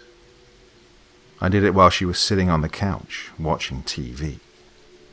She said nothing as I stood up on the coffee table, hammered the hook into the ceiling, and draped the knot extension cord over it. I stepped down, looked at her, gave a little smile, and left the room. Not one word was said. The two of us walked past the noose every day for the next few months. Sometimes I'd find her staring at it, concerned, but she never said anything to me. Her demeanor towards me became a lot friendlier. We started talking more often. One night we even had sex. It was passionless and neither of us finished. But hey, it was something. Neighbors told me Mr. Hotshot Bartender was still coming over, but less frequently now. There was a different kind of screaming going on whenever he was over. Constant arguing. Things weren't going so good with them. I just went about my business, but always focusing on the noose. Soon, I kept thinking to myself, soon. All the neighbors, God bless them, sent me letters telling me to keep strong, that my wife was in the wrong, to consider leaving her and finally finding happiness. All sorts of nice things were said. How I didn't deserve her. How she was a terrible person. How I shouldn't let this get me down. But even being surrounded by all this kindness, nothing comforted me as much as the noose did. It was a guiding light for me, a sign of comfort. It still is, even more so now. One day, I'm sure I'll use it. I'll have to cut the wife down from there first, though. She's been keeping it warm for me since she found all those nice letters. I walk past the noose every day.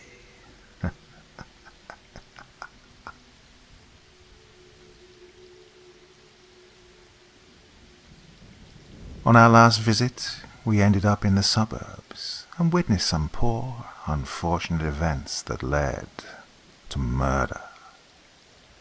This time we venture slightly further out and into the largest wooded area of Darktown, and specifically to a path known as Sarah's Trail. What secrets does it hold, and what might we find there? Let's see.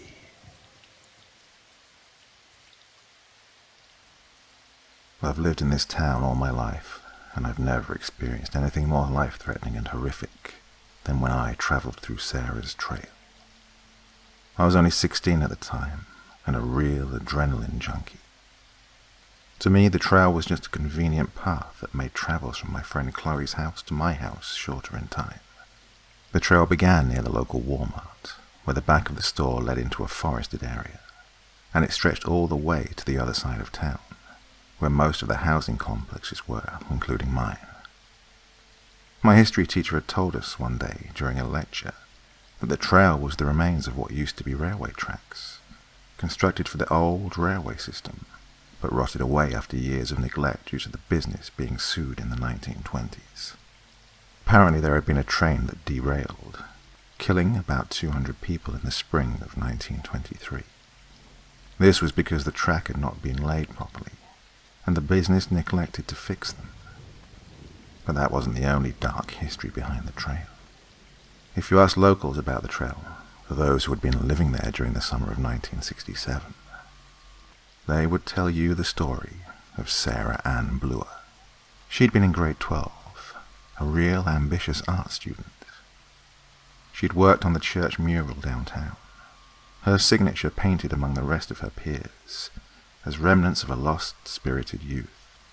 One night she decided to sneak out, which, according to her mother in later interviews, was unlike her, to attend the end-of-year party being held by the prom queen of 1967. During the party, Sarah decided to leave early and make her way back home using the trail, her mind in a drunken state. People at the party claimed that they didn't even see her leave. Of course, at that point, they were all probably so drunk they didn't know which way it was up. They found out the next morning that Sarah Bluer had not returned home that night. Posters were put up, search parties organized. My grandmother, who told me the story, had been part of the search. She told me how they searched that whole stretch of trail, all areas of the forest. The town searched for a whole month, but no one could find the Bluer girl. One day, a teacher from one of the search parties stumbled upon Sarah's bracelet, lying in the grass a kilometer off the trail. A few centimeters from that was a severed arm, rotted and crawling with maggots. The nails were painted a lime green. Around the arm, the trees and leaves appeared to be smeared in dried blood. The creepiest part about it was the fact that one tree had the words, "them," painted on it. Of course, they discovered it was Sarah's blood and her fingerprints. She had been the one who painted the words. The cops investigated for years, looking for a suspect. They never found her body or the person responsible. Rumors spread around town. Some said she was murdered by a crazed local farmer, and her body was ground up into meat and sold on the market. Others said she was murdered by vengeful spirits of Locomotive 99, the train that had derailed. Everybody had their own theory on what had happened to Sarah Bluer, and they had their own stories to tell about the trail. A few months after her disappearance, her family spoke up about hearing what sounded like a girl crying in the woods in their backyard every night when they let the dog out. Of course, they were ridiculed for their claims, people thinking it was just a hoax and all. But then more people came forward. A girl named Jessica claimed that she walked the trail home one evening and saw in the distance a strange light that illuminated the darkness. She said that as she got closer, she could hear the cries of a girl. She ended up running back to her friend's house and getting her mother to pick her up. But the scariest account was the one that happened to a classmate of mine. Jimmy was coming home from a party one night, taking the trail by himself. Apparently, as he got closer to the end of the trail, he could hear the screams of a girl. He described them as painful, desperate shrieks for help. Then, as he got closer, he could see in the distance a girl. He said she wore a pink dress, her skin pale as day. She had reddish blonde hair and red eyes that were bleeding. She had stood frozen in the middle of the trail, staring at him. He told me that her mouth had been open, eyes wide, as she screamed at him. Blood dripped down from where her arm had been severed off. Jimmy had run down the trail, not bothering to stop until he got back to the party. He swore he would never take the trail, ever again. So, why had I taken it? To be honest, I was a skeptic. Sure, Jimmy was a great guy, but he always drank too much at parties. And people like to make up stuff like that for attention. Besides, that particular night, Chloe and I had been home alone as her parents had been out of town for a party. And my parents worked out of town, so they couldn't pick me up. So the trail had been the best option. I'd left Chloe's late, around 10:30 it must have been, and made my way to her backyard, where the trail began. I remember that particular night had been really hot, and I'd taken my blue hoodie off, hanging it off of my shoulder as I walked. The woods had been pitch black, the only source of light coming from my flashlight. It was an old grey thing that barely lit the path. So, I was pretty much in the dark. I must have been 20 minutes into my walk when I began to feel cold. I was confused as there was no breeze or any source for the cold air. It was like all of a sudden I was freezing. I pulled my hoodie on, my body still cold as I walked faster. I was looking around now, the dark suddenly feeling suffocating. My heart began to race, adrenaline rushing through my veins. I sped up as the woods grew darker around me. The flashlight had suddenly begun to flicker, and the stream of light dulled. I hit it against my hand rapidly, the light still flickering. The path was black now, the outline of the trees around me. The night sound suddenly became louder, the crickets chirping in my ears, the sounds of a twig snapping. I was extremely on edge.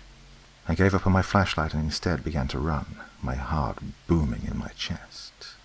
And that's when I saw it. A light in the distance, illuminating the end of the trail. It was a green light, smoking like dry ice. I'd frozen in place, the fear overpowering me. The shapes of people walked out from the lights. It had been a row of 6 black figures with pointy heads and pure red eyes. I didn't know if they were human or not. It was too dark to tell. They moved slow, almost like zombies, towards me. I could hear whispers around me suddenly, like they were in the bushes at either side, like they were surrounding me.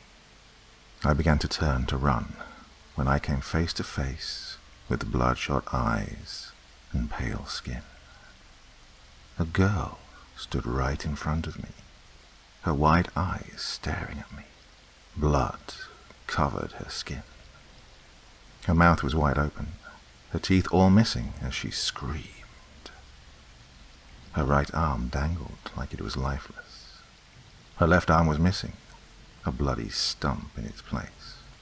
I gasped, falling backwards as I ran off the trail into the woods. I had to get out of there, off that trail. My reasoning skills were clouded by my consuming fear. I must have tripped a couple of times through the woods over branches and bushes until I finally made it to a backyard.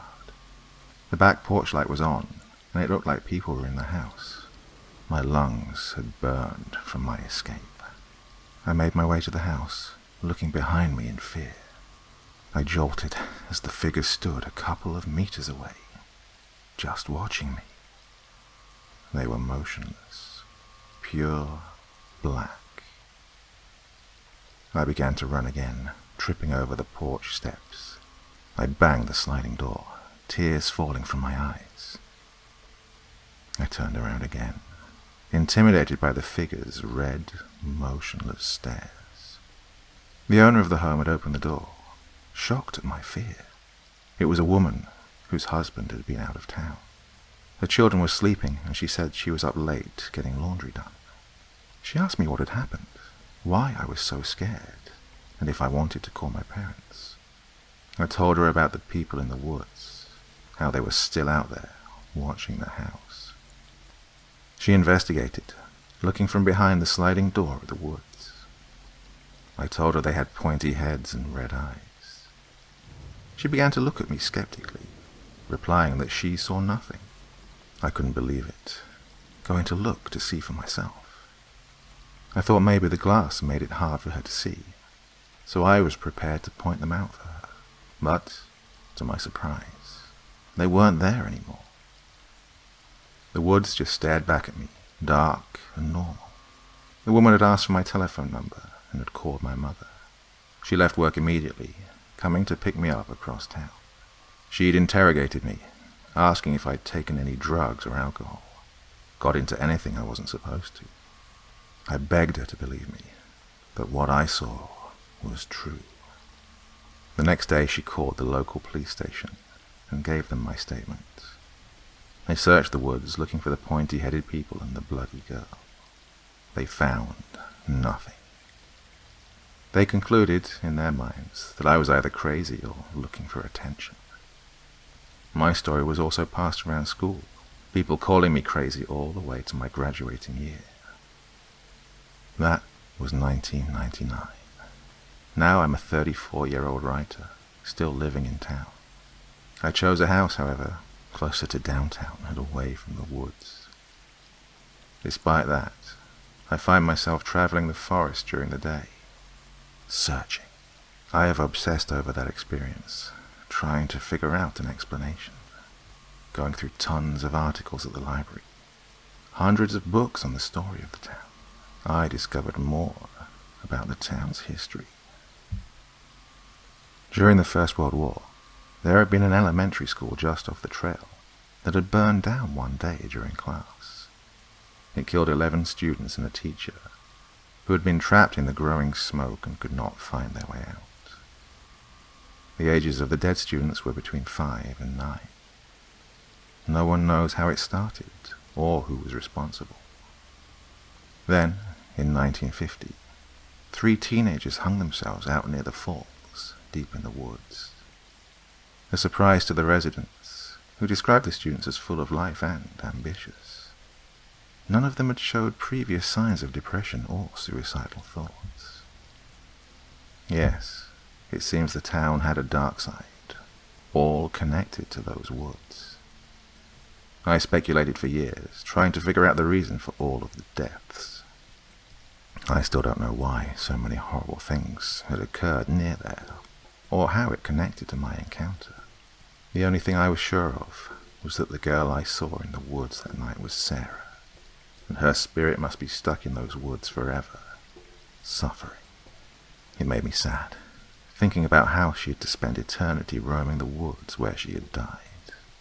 And what about those pointy-headed people? The image of them painted in blood always popped into my brain. Did they kill Sarah? Did they kill the teens? Did they burn the school? What were they? Were they even human? All questions still unanswered. And did I even want to find the answer? Those things that are in the woods are evil and are better left hidden. I know that. But part of me needs to know, needs a conclusion. That's why I'm writing this as a possible goodbye note. I know what I'm about to do is dangerous, and I honestly don't know if I'll come back from my trip. I just know that if I don't go to the trail tonight, if I don't discover what those beings are, the unknown will make me go crazy. So, I say farewell to my family, and I hope they can forgive me for leaving and finally see that all those years I was right about the woods. I love you, Mom, and I know that even though you thought I was crazy all these years, you continue to care for me and stand by me. Dad, I'm happy that you and Mum are still together all these years, and I hope that you can both forgive me. I just want someone to believe, so that whatever evil is out there in those woods can be revealed, and that no more death or destruction can occur. I can't live knowing what I know, just standing by as innocent people die. And for the people reading this other than my family, I'm telling you now, if I die in those woods, it was the evil that killed me. You need to know that the trail is a death sentence, and that Sarah still lurks, her dead red eyes watching anyone who walks past. All of their dead eyes are watching. I'm telling you, never ever walk Sarah's trail, unless you want your blood spilled around the leaves and trees of the woods. Never ever walk Sarah's trail, unless you want to become part of the forest and part of them. Well, you heard, everyone. Better stay away from Sarah's trail. But that's not the only place where we're going to find strange goings-on. A little further off, just by the woods, we now come across a young girl who's trying to keep safe during a thunderous lightning storm.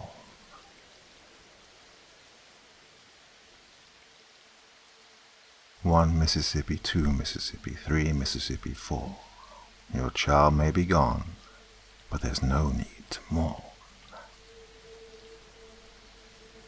I live in an isolated place, a big old neighborhood where the homes are further apart and ravines cut our yards deep. My house is isolated even more from the others, separated by a screen of oppressive pine trees, swaths of dead grass, and acres upon acres of ragged trails. My parents never let me explore those paths. They said people often lost their way, even in our neighborhood. Why, just last month a little girl had disappeared during a massive storm surge. My parents had been incredibly distraught about it, moaning about how important it was to heed those warnings. Word was, she was never found. I was smart enough to listen, though. I stayed inside, under my covers, and watched as the lightning tore jagged, white-hot paths across the sky. A few moments later, the jaw-tingling boom of thunder would sound. My parents were asleep in the room above mine. They taught me how to gauge the distance of a storm, wait for a flash of light to fill the night sky, count by Mississippis, and divide by 5. For every 5 seconds, the storm was a mile away. I had a tough time with numbers other than 5. We were only just learning how to divide in school. I counted to 10 Mississippi this time, before the thunder rolled over me, filling my ears with a cacophony of brass roars. The sound didn't scare me.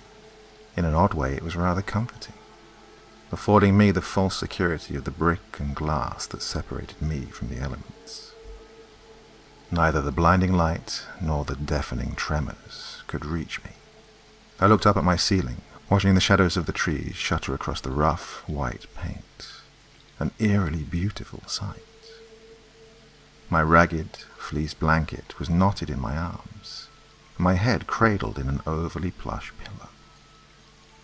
I lay prone, waiting for the next crash of thunder. It filled my ears at 8 Mississippi this time. I rubbed the blanket with my cheek, struggling to do the math. About 1.5 miles away. As the thunder died away, a different sound permeated my perfect silence. A creak, followed by a dry scuff. Then silence again. My neck hairs prickled, and I curled in harder against myself. Another flash spread throughout the room. I felt thankful, feeling the familiar fear of nature's staggering power wash away any unease. I counted again, clutching my blanket close. 5 Mississippi. The storm was closing in, the thunder a harbinger of the damage that would follow. Another flash illuminated my room through the big window opposite my bed. I made out the purple outlines of the sparse trees beyond, shuddering briefly as I imagined being out there among them. At least I had my home, my room, my bed. Another peal of thunder washed over me, 4 Mississippis later. When it died, I heard yet another creak of the floorboards. I remained frozen, convincing myself there was no threat if I could not see it. A fresh flash of light blazed through my bedroom, and for a fraction of a second I made out a flicker of movement just to the right of my window. I stared at that spot in my bedroom, trying to detach some imagined entity from the well of shadows formed by the corner of my room. Just as my eyes settled on the darkness of that spot, a new flash bloomed within the darkness, and I was blinded once more. Groaning, I squeezed my eyes shut. I wasn't scared of thunderstorms. Dogs were, other kids were. Even my parents jolted from the occasional crack of thunder. I did not. I observed them, measured their distance, took comfort from them. It took me a few moments to discover what was wrong with that last flash. No thunder echoed after it. I tried to recall my count, but realized I hadn't done it. I waited for the next spire of lightning to blaze across the trees beyond, and actually sighed in relief when it did. But in that moment, something else caught my attention. As the lightning filled my room, a secondary burst of light seemed to pop up just beyond the fringes of my window. I peered hard into the trees as their purple-black outlines were electrified across my vision, but nothing else appeared. With another groan, I buried my head against my pillow and peeked out from under one guarded eyelid. The thunder rolled across my room at a 3 Mississippi count this time, but again, an eerie creak seemed to dog at its heels. I scanned at my window, searching for any flicker of movement, but none appeared. There was nothing there, only Mother Nature in all her awe-inspiring power, waging a war of electrified plasma and sonic concussions against the earth. I began to doze. My guarded gaze dipped in and out of consciousness, blurring and refocusing on the window. In my mind, I kept up the tally, wondering when the storm would hit us. Those flashes bombarded my eyelids, casting spectral outlines of the trees against the weird red void I got when I tried to squeeze my eyes shut. I found I was reaching out more with my ears for any discrepancies, cataloguing the thunder's ripples just as a flash flickered across my reddened vision. Exhaustion must have dulled my senses, because at some point I began to realize that thunder didn't always match up with the lightning flashes. Sometimes it would just be the flash, followed by a creak. I'd struggled to erase the creaking from my mind, burying one fear under another, but it was getting harder to ignore. Fear paralyzed me, keeping me from reaching out into the darkness of my room to confront my suspicions. I kept gazing out of the window, praying for the next flash of lightning. Instead, the next flash popped up to the left side of my head. I saw in the window an outline of some sort, vaguely humanoid and thin. I yearned for it to be a tree, but a growing sense of dread took hold of the logical part of my mind. It was something far worse.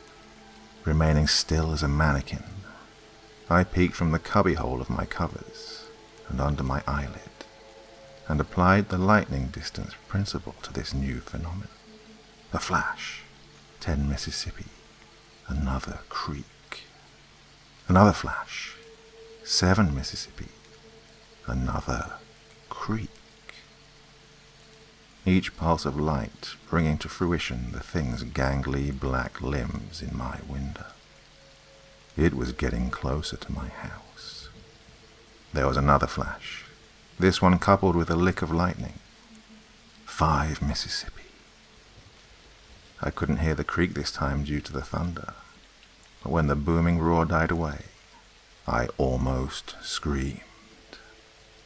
There was a breathing sound, raspy, dry, almost hungry. It was coming from my left again. I clenched my blanket to my chest, trying not to sob from the revelation. The figure was in my room. I had been observing its reflection in the light of the flashes. Another blaze of light charged the room for a moment, followed by an additional creak. Ice coiled around my spine as I felt my covers gently crinkle and my mattress dip ever so slightly. Another flash accompanied by that disgusting breathing and a very faint whine of a Polaroid camera. I didn't move. Couldn't move. You don't roll over to face a terror. It went against every animalistic instinct we had. Instead, I lay there, feeling long, slender fingers coil around my sheets, and the thing's weight shift even closer. I squeezed my eyes shut, abandoning my peephole. Lightning bloomed once again against my window, and the outline of something grotesque, hunched over my bed, took shape against my eyelids. He breathed noisily, the camera dangling around his neck and his shirt unbuttoned. I shuddered as I felt his mouth touch the base of my neck, and then his tongue slip up along the back of it. In the window I could see him practically smothering me, his greasy clothes ragged with dirt and mud. He had a scratchy beard and his breath smelled of rotting meat. as he placed one gnarled hand on my thigh and began brushing upwards. His lips hovered just above my ear, pulling back my dark hair and touching the skin. "I wondered where you disappeared to," he said in a crusty whisper. "Thought them woods claimed you." He rolled me over fully, a malicious grin splitting his pock-marked face. "Glad you survived." He held up his camera. "We're gonna have some fun now, right?" I stared back at him, wordless. He rose the camera to his face and took another picture. Then he screamed. I guess he must have finally seen my face. The flesh sloughed off my skull. The tendons wrapped tight around my right cheek and jawline. The black socket of my left eye gazed back at him, condemning and joyful. He stumbled back off the bed, blubbering like a baby. I slowly followed. He'd come for me the month before, during another storm. He'd taken pictures of me for God knows how long, worming slowly into my bedroom and stealing me into the night. He knew the paths that twisted every which way beyond my home. Sure, no one would ever find us, but I'd escaped. I fled into the woods during that storm, but soon I too became lost. I'd fallen asleep, counting for eternity, and then I'd awoken once more. It was during another storm. I knew where to go. My parents' grief could never be mended, but I could still make things right. I knew he'd come searching, crawling back to my room like a cockroach. And here he was, sobbing pitifully at the foot of a little girl's bed. I stepped off the bed slowly, watching him scramble back towards the window. There was nowhere he could go. A flash of lightning glinted off my alabaster skull, echoing through my mind as I knelt down beside the creep. "Mercy does not await you," I intoned in a dry voice. "Your remains shall never be recovered, never relinquished, never put to rest." He looked back with wild yellow eyes. I rested a skeletal hand on his shoulder. "Now come, let us have some fun in the woods." He cried out as my grip tightened, then screamed blindly as my fingers pierced into his tendons, hooked his collarbone and dragged him behind. He kicked and flailed, writhed and sprayed garbled prayers into the night, but the thunder drowned him out. He couldn't stop me. Deep into the woods we traveled, further than any sane human might go. At some point, he passed out from the pain. The camera still dangled around his neck, filled to the brim with memories of his past atrocities. I came to a stop in a small clearing, where a tree split by lightning sat. There, I slung the bumbling creep at the base of the tree and slapped him to make sure he awoke. He looked around blindly, crusty features thick with fear. I lifted him into the splintered trunk of the oak and pierced his arms and legs with shattered wood. There he screamed and foamed, but unable to move as I stepped forward and took the camera from his neck. "One picture, a flash in the night," I murmured, raising the camera to my socket and taking a candid. "That is all anyone will remember you by."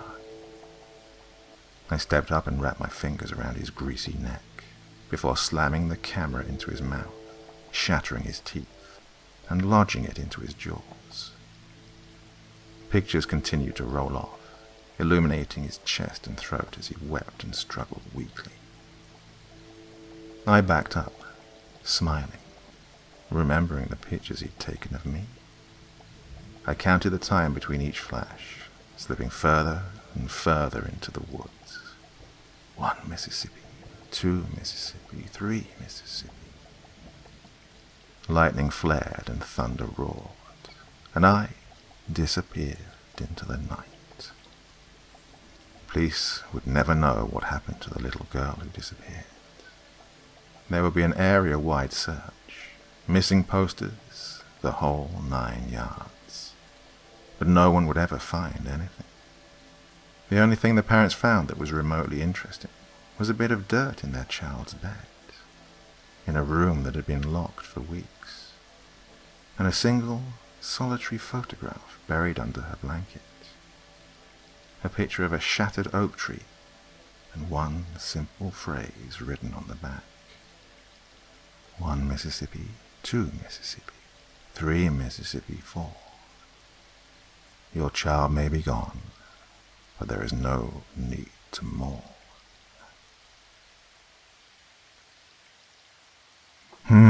In that story, revenge really was best served cold.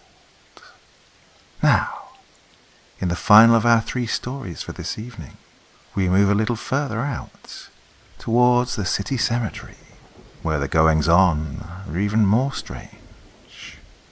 A young man recalls the events of the past, and his time spent in the cemetery.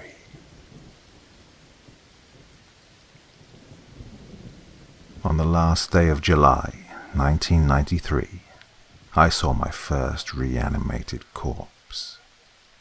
I'd been spending my summer vacation with my grandfather, the head caretaker for the largest cemetery in the county, while my parents were overseas visiting relatives.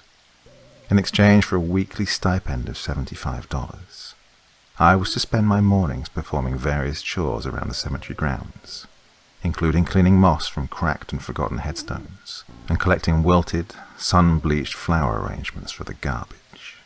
That particular morning was spent preparing for a burial, and helping my grandfather repair a headstone that had been vandalized over the course of the previous night. We'd been working on it since mid-morning, and when we finally finished, the sun was high in the noon sky. After we finished cleaning up, I went to look for a comfortable spot to take my lunch break and read an old Lovecraft collection purchased the day before from a used bookstore. Meandering through a field of monuments and headstones, I made my way towards a weeping willow tree that stood out against the dark, coniferous forest that ran the perimeter of the cemetery. Before the willow, there was a small green tent, folding chairs, flowers, and a rectangular mound of dirt. Remnants of that morning's burial.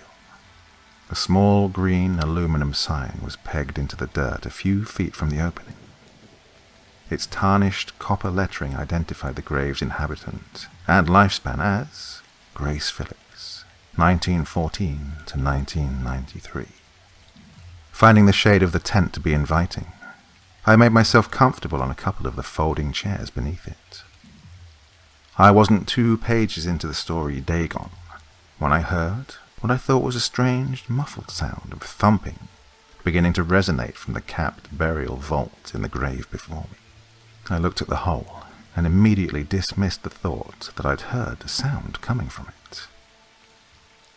I was about to go back to reading when I heard it again. Curious, I set down my book, walked over to the edge of the grave, and listened with intense concentration. A few seconds later, I was rewarded with not only more thumping, but a stifled scream. Terrified, I stumbled backwards, tripped over a row of chairs, and then bolted across the cemetery towards the memorial garden benches where my grandfather usually ate his lunch. I arrived, out of breath and panicked. I told him of the thumping and screaming, and he looked at me like I was insane and had me lead him to the grave. "Go get Henry! Run, boy!" I sprinted through a maze of headstones and mausoleums towards the large aluminum storage garage that housed both the cemetery's landscaping equipment and a small office. A moment earlier, my grandfather had knelt down beside the grave and listened, just as I had done before. He would later describe what he heard as the most unnerving experience of his life. A voice from beneath a burial vault cap. I burst into the office, startling Henry to drop one of the bags of peat moss he was stacking in a wooden bin, splitting open at his feet. "Damn it, why do you—" I didn't let him finish. Between gasps for air, I told Henry that my grandfather needed him right away. Sensing trouble, he quickly forgot the bag and we took off running. Henry followed me with as fervent a pace as he could muster for a man of his age and stature. When my grandfather spotted us coming, he shouted for Henry to bring the goddamn backhoe around. Henry, who had worked for my grandfather for 20 years and had never questioned one of his orders, ran down the gravelled road to where the backhoe was parked away from that morning's mourners. I joined my grandfather, who then proceeded to lower himself into the grave and straddle the vault. He cupped his hands around his mouth and shouted into the vault. "Hello? Can you hear me? We're going to get you out of there." He was answered by a muffled shriek. Off in the distance, I heard the backhoe's diesel engine sputter to life with an oily growl.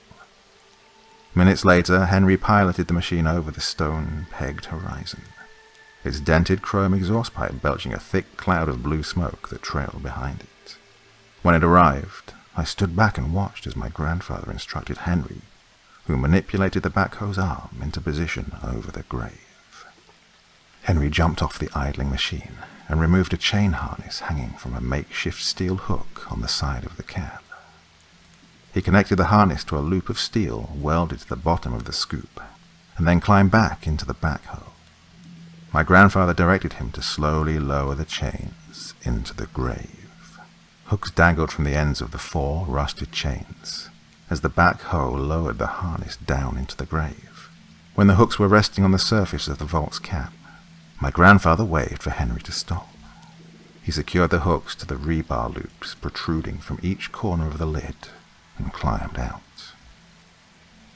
Henry brought the backhoe's steel arm up with a hydraulic whine, lifting the cap off the burial vault. The rumble of the engine had drowned out any audible sound of movement, and it wasn't until the cap was resting on the grass beside the grave and the backhoe's engine switched off that we could hear the blood-curdling shrieking and furious thumping from within the stained hardwood casket. I watched in terror as Henry reluctantly climbed into the grave, straddled the vault, and used a screwdriver to force open the locking mechanism securing the casket's lid. As soon as the lock was sprung, the top lid sprung open and caused Henry to scurry from the grave with a startled grunt. He cursed under his breath as he came to his feet beside my grandfather and beheld the ghastly sight before us. My grandfather told me to look away, but I could not keep myself from staring at the loathsome display. The elderly woman in the casket was thrashing her hands around in a wild frenzy, as if she was fighting off an invisible attacker. Every muscle in her body twitched with uncontrollable spasms.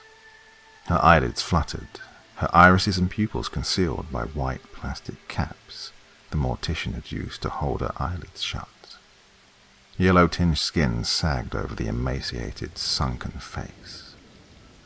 Screams came through curled lips and teeth, artificially clenched with a criss-cross of white suture thread. The wig she had been buried in had slipped off, exposing a railroad track of stitches that orbited the back of her head. An autopsy had been performed, her brain removed and weighed. Her head crashed against the burial vault as she spasmed, opening a deep gash on the side of her head. Pink embalming fluid welled up and dripped from the wound. "Jesus Christ, what's wrong with her eyes?" Henry asked, his voice wavering. My grandfather ignored the question. "Shut and lock the gate, Henry. If anyone asks, we're closing for emergency maintenance. Get the gas can and some matches from the office on your way back."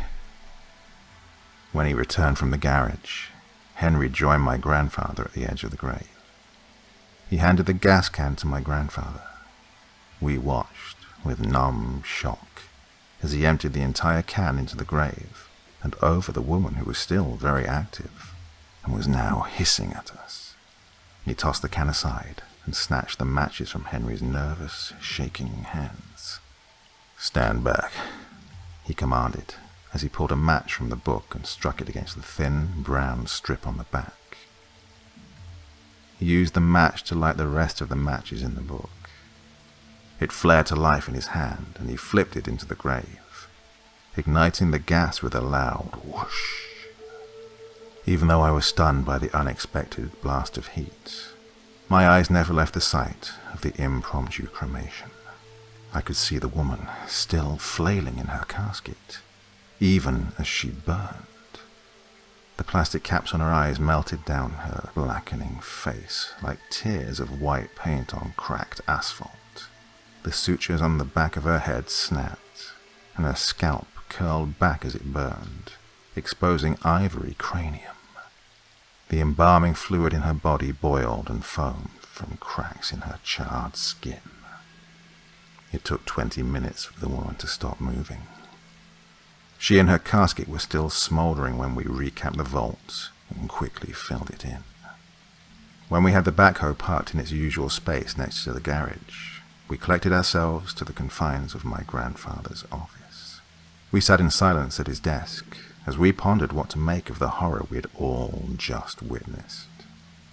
My grandfather broke the silence. He stated that we were to keep the day's events a secret that we would all carry to our graves. Before the end of the summer, we would find 2 more of what we began referring to as moving burials, and had cremated the reanimated corpses. We never spoke of the cemetery's secret to anyone, nor did we discover the reason for the atrocious things we found twitching and writhing in the ground. 2 weeks ago, my grandfather died from a 2-year battle with lymphoma. In accordance with his last wishes, he was buried in the same cemetery that he'd spent so many years caring for. I visit his grave every day, when I'm sure no one is watching, and I press my ear to the ground and listen.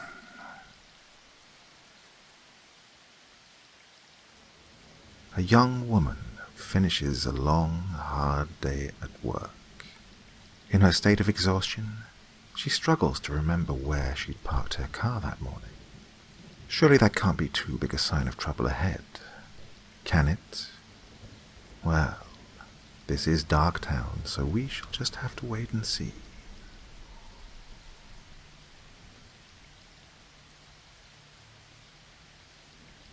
I work in an insurance company. I was in the midst of finishing my temp-to-perm assignment and working major overtime. My boss, of course, didn't mind, as we had a lot of projects to complete, and she needed someone willing to stay and work the late hours.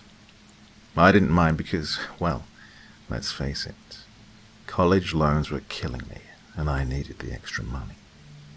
My co-worker, John, was also a temp-to-perm. Stayed late with me to help finish the massive project which was due that day. After coming in early, working through lunch, and leaving at 9 p.m., we had finally completed the project. As we left, John noted that the hallways were eerily dark, even for it being 9 p.m. on a Friday night. I brushed it off with a joke that there were probably ghosts or demons running amok, and this was their way of telling us we had to leave. When we finally made it down to the parking lot, I panicked for a moment, as I couldn't see my car. But as I passed a tree, I realized my tiny Fiat was simply hidden behind the massive trunk of the tree. As I walked closer to my car, I noticed that it was facing the wrong way and stopped walking. John, who wasn't paying attention, looked back at where I was standing and asked what was wrong. Maybe it's just been a long day, but I swear I didn't back my car into that spot, I said tiredly, shaking my head, and continued walking. You just finished a 13-hour shift with no lunch. You're exhausted and your blood sugar is low. You probably forgot that you parked that way this morning, John said, trying to ease my worry. I sighed. Yeah, you're right. All right, well, see you bright and early Monday morning. We waved goodbye as he climbed into his car and drove off.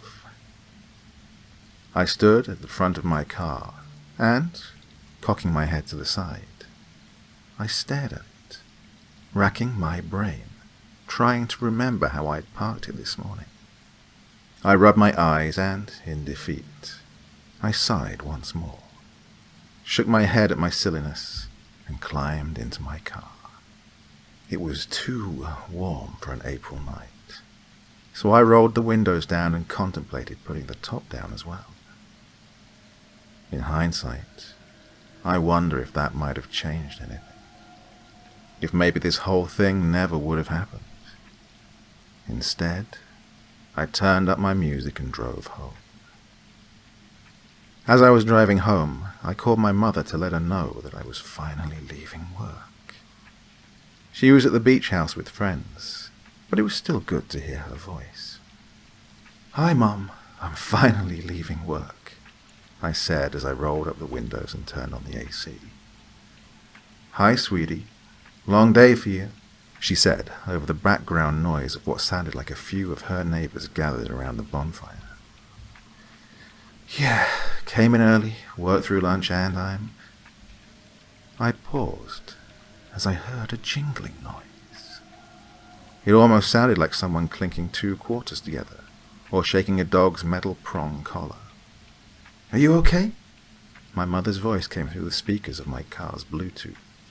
"Oh, yeah, no, I'm fine. It's fine. Sorry, I'm just really tired," I told her, silently chiding myself for listening to too many horror podcasts at work. Mum went on to tell me about the dogs and how everyone was just going down to the beach house. As she was talking, that same clinking, that same jangling continued every now and again. "Mom, do you hear that?" "Hear what?" "That jangling or clinking or whatever it is. Are Duchess's tags clinking together?"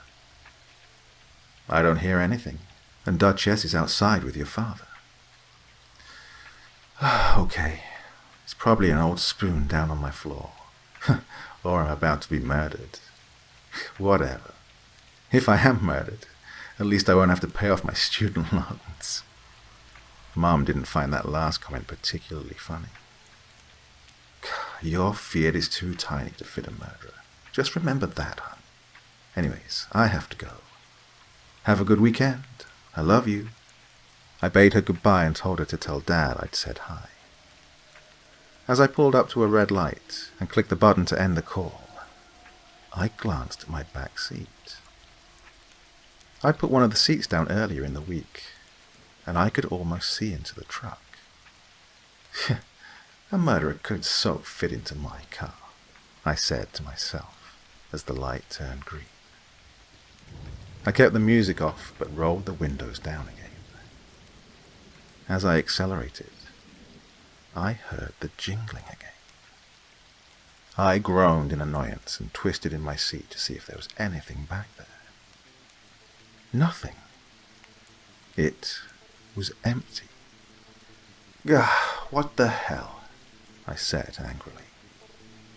Another stoplight and the jangling began again. "Oh, for the love of God," I said, frustrated. "Hi, if you're gonna kill me, just do it already." Nothing. I sighed in frustration and continued driving. This time I turned on the music, nice and loud. As I pulled into my driveway, I turned the music down and rolled up the windows.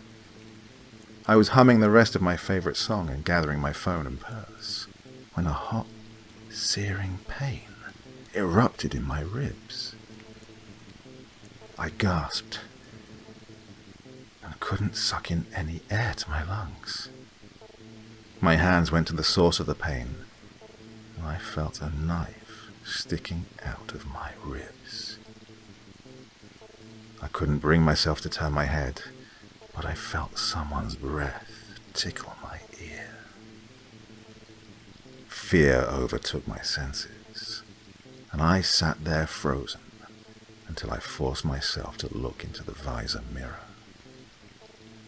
As I looked into my back seat, my eyes met a pair of blue eyes. A man crouched behind my seat, smiling, and emitted a breathy laugh. "I guess a murderer really can fit in your car," he breathed into my ear.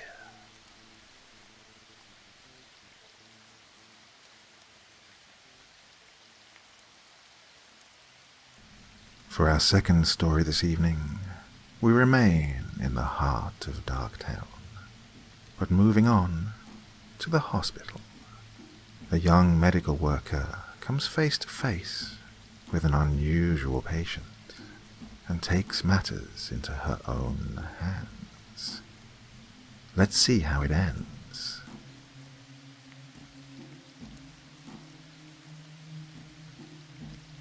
It's called the Hippocratic Oath. I pledged myself to uphold this when I became a doctor. Do no harm is about as brief a summary that can be created for this agreement. No matter who the patient, what they've said, done, or believe in, I can never turn them away. It seems like an obvious decision to always help a person in need, but we all get tested at some point. For me, it was my son's murderer. 4 years ago, he rounded a corner in his truck by my son's elementary school, without paying as much attention as he should have. My son was killed on impact. The image of his mangled body on the road forever burned into my mind. The sickening crunch and assorted screams along with it. The killer walked. According to the judge, my son was not fully within a crosswalk as he crossed the street towards me, meaning the man was not liable. Absolution from the court must not have been enough to clear his own guilt, however, as the face that lay in front of me, that I will never forget, was identified under a different name. In the 3 months since he arrived under my care, he has not had a single visitor. Either he cut ties with everyone he knew, or they cut ties with him. Maybe both, and I don't blame any of them for it. He arrived comatose from a cocktail of sleeping pills, pain medications, and some chemicals yet to be identified. For 3 months, he has remained this way, but not for a lack of trying to pass on. As much as I want to end his life every day that I see his static face, to stab his eyes through with scalpels, to cut him open and remove everything but his black heart, I don't. I care for him like I would any other patient, because I am a professional and I honor my oath. Every day I check on him first when I arrive, and last before I leave. I keep him alive because that's my job. He has yet to become brain dead, so I hope he has some idea of what's going on, that I am keeping him breathing, albeit through tubes, because I fulfill my responsibilities, something he never seemed to understand. I hope he's at least somewhat conscious beneath his dead expression that time is passing normally for him, so he can reflect on his mistake and realize how much worse he is in comparison to the rest of the civilized world. But at the end of the day, there's nothing more I can do. I won't end his life, but I can't bring him back to the world either. All I can do is let him lay there, like furniture, and keep him from falling apart. But I suppose I'm lucky in a way. I was lucky to be the first on call to care for him. Lucky that he has no visitors. And lucky that no one at work recognizes the John Doe I put in his room.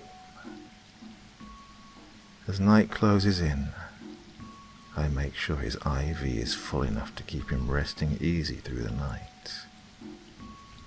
I turn off the basement lights and take one last look at the chart I brought home from the hospital, to read that one section that lets me rest easy as well.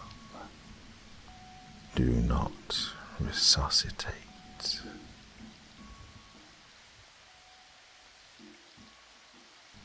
Revenge, it seems, in Darktown at least, is a dish best served long and slow. Now, for our next story, we move away from the city centre and out into the suburbs. A young man has stayed out too late at night and tries to sneak into the house unobserved. Let's see if he makes it.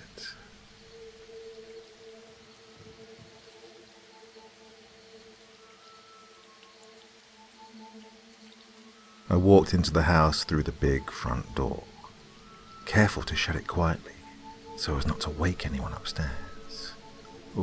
I'd been out later than I'd expected, so I tiptoed cautiously up the stairs, imagining myself as a mouse, quietly putting one foot in front of the next. I knew that if I woke anyone up, I'd be in big trouble. I skulked down the long upstairs hallway I'd walked through so many times before. Considering how late it was, there were no lights on in my hallway, but I didn't need to see to know where the walls were. I reached out my hand in the darkness and took hold of the cool silver door handle and soundlessly entered the bedroom. Just as I'd gone into the room, I heard a noise coming from downstairs. 1,000,001 thoughts rushed through my mind as I quickly ducked underneath the bed. Everyone in the house was asleep, or at least they should have been. It was extremely early in the morning, and no one knew I'd gone. No one should be up, and that's what scared me. It couldn't have been something falling from one of the cupboards, could it? No, I decided. Definitely not. There was someone else in my house. I crawled slowly underneath the bed all the way into the middle, as to avoid being seen. And then I waited. A few minutes later I heard the footsteps coming up the stairs. One by one, they thudded their way slowly, menacingly, to the top. Though they weren't anywhere near me yet. I was all the way at the end of the hall, hidden underneath this bed. I glanced to the right, stared up at the glowing red numbers, indicating the time on the alarm clock. They read 1:52 a.m. I hadn't realized how late I'd stayed out. The rhythmic thumps of the footsteps cautiously making their way up the wooden staircase would have lulled me to sleep if I hadn't been so on edge, nervously wondering who it could be. I heard a door creak open on the other side of the hallway. There were 3 more doors before this one, though, so I prayed that whoever it was would think I wasn't there, and leave before they reached the door which concealed my existence for the time being. I looked towards the brown door which guarded the room I was hiding in. I prayed for it to stay shut. I prayed that I would remain hidden. I don't care much for tight spaces, so as my breathing became shallower and laboured, I became increasingly more nervous. Thoughts like, what if they hear me? And then, calm down, they don't know you're in here yet, floated across my mind. They can't know I'm here, I thought. I was upstairs and they were downstairs. They have no way of knowing this is where I am. I heard the creaking in the hallway as the next door opened, and I heard rustling coming from inside the room. Whoever it was searching for something. For me, presumably. No, not for me. Whoever it is doesn't know that you're here. Calm down, John. Calm down. Although, apparently no one was in that room, because before I knew it, the footsteps emerged back out and into the hallway, and the next door was being opened. The slow and nerve-wracking footsteps echoed in my mind. That was when I knew they weren't going to stop looking. I fumbled in my pockets as quietly as I could for something I could use. My fingers brushed against cold plastic. My phone. But then my stomach dropped and my heart sank. Of course, I couldn't call the police. As my attention slowly turned towards the brown door again, I heard the footsteps approach the door. I watched the light stream in as the entrance to the room inched open, and 2 small feet ambled their way in. I inched further back, away from them, as a natural instinct, when I was still surprised. This wasn't who I had pictured. These feet belonged to a little boy. The little feet stumbled to the top of the bed. I could feel the little boy shaking the 2 figures above me, shaking them into consciousness. I slowly slid my knife out of my jacket's front pocket, readying myself, trying to avoid the light which was now streaming in through the open door and catching the blade. I was surprised. He'd made it back quicker than I'd expected, but now was my only chance. I'm so sick of people thinking this house belongs to them. The little boy began to speak as I slowly emerged. Mommy, Daddy, the little voice belonging to the feet whispered. I think there's someone in our house.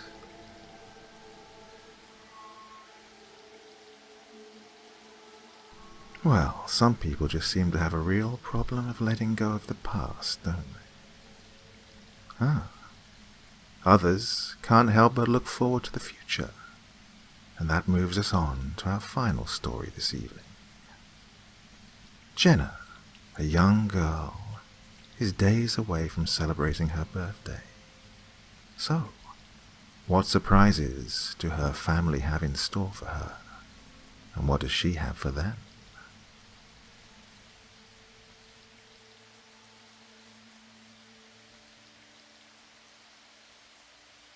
The tall grandfather clock bellowed 4 times through the 2-story house as the county school bus pulled off from the driveway.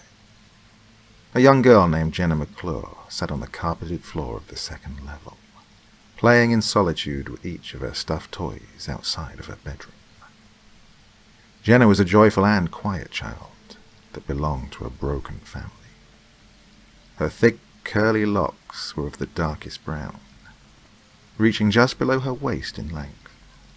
The girl's wavy bangs just barely grazed over her long brown lashes, casting a shade over her large, almond-colored orbs. Her tan skin resembled that of a silky fabric, and she was of a fairly average size for an 8-year-old female. The rest of the world seemed non-existent as she played and laughed, but she secretly longed for someone else to play with. No other child at school or in the neighborhood would even consider playing with Jenna, due to her past. as Jenna and her friends would play with their dolls and stuffed animals. Jenna was persistent on playing haunted house or murder mystery. Whenever she decided to have her friends over for slumber parties, she would tell ghost stories as night fell and scare the other girls to the point of tears. These things frightened the other kids and caused them to avoid her in every way possible. But that didn't shake Jenna too much, because she was used to being alone, and it wasn't like her older sister Gabby would play with her. "No, don't shoot," Jenna cried dramatically, pretending to fire a gun at one of the toys. As if on cue, the stuffed cat fell over on its side, causing Jenna to break into a fit of giggles. "Not so loud, Jenna," her grandmother called from downstairs, and the little girl sighed at the end of her laughter. "Sorry, Nana." Jenna loved her Nana dearly, but she was a very strict woman who didn't think little girls her age should play with toys. Even so, her grandmother always took the liberty of caring for the two girls while their mother was away.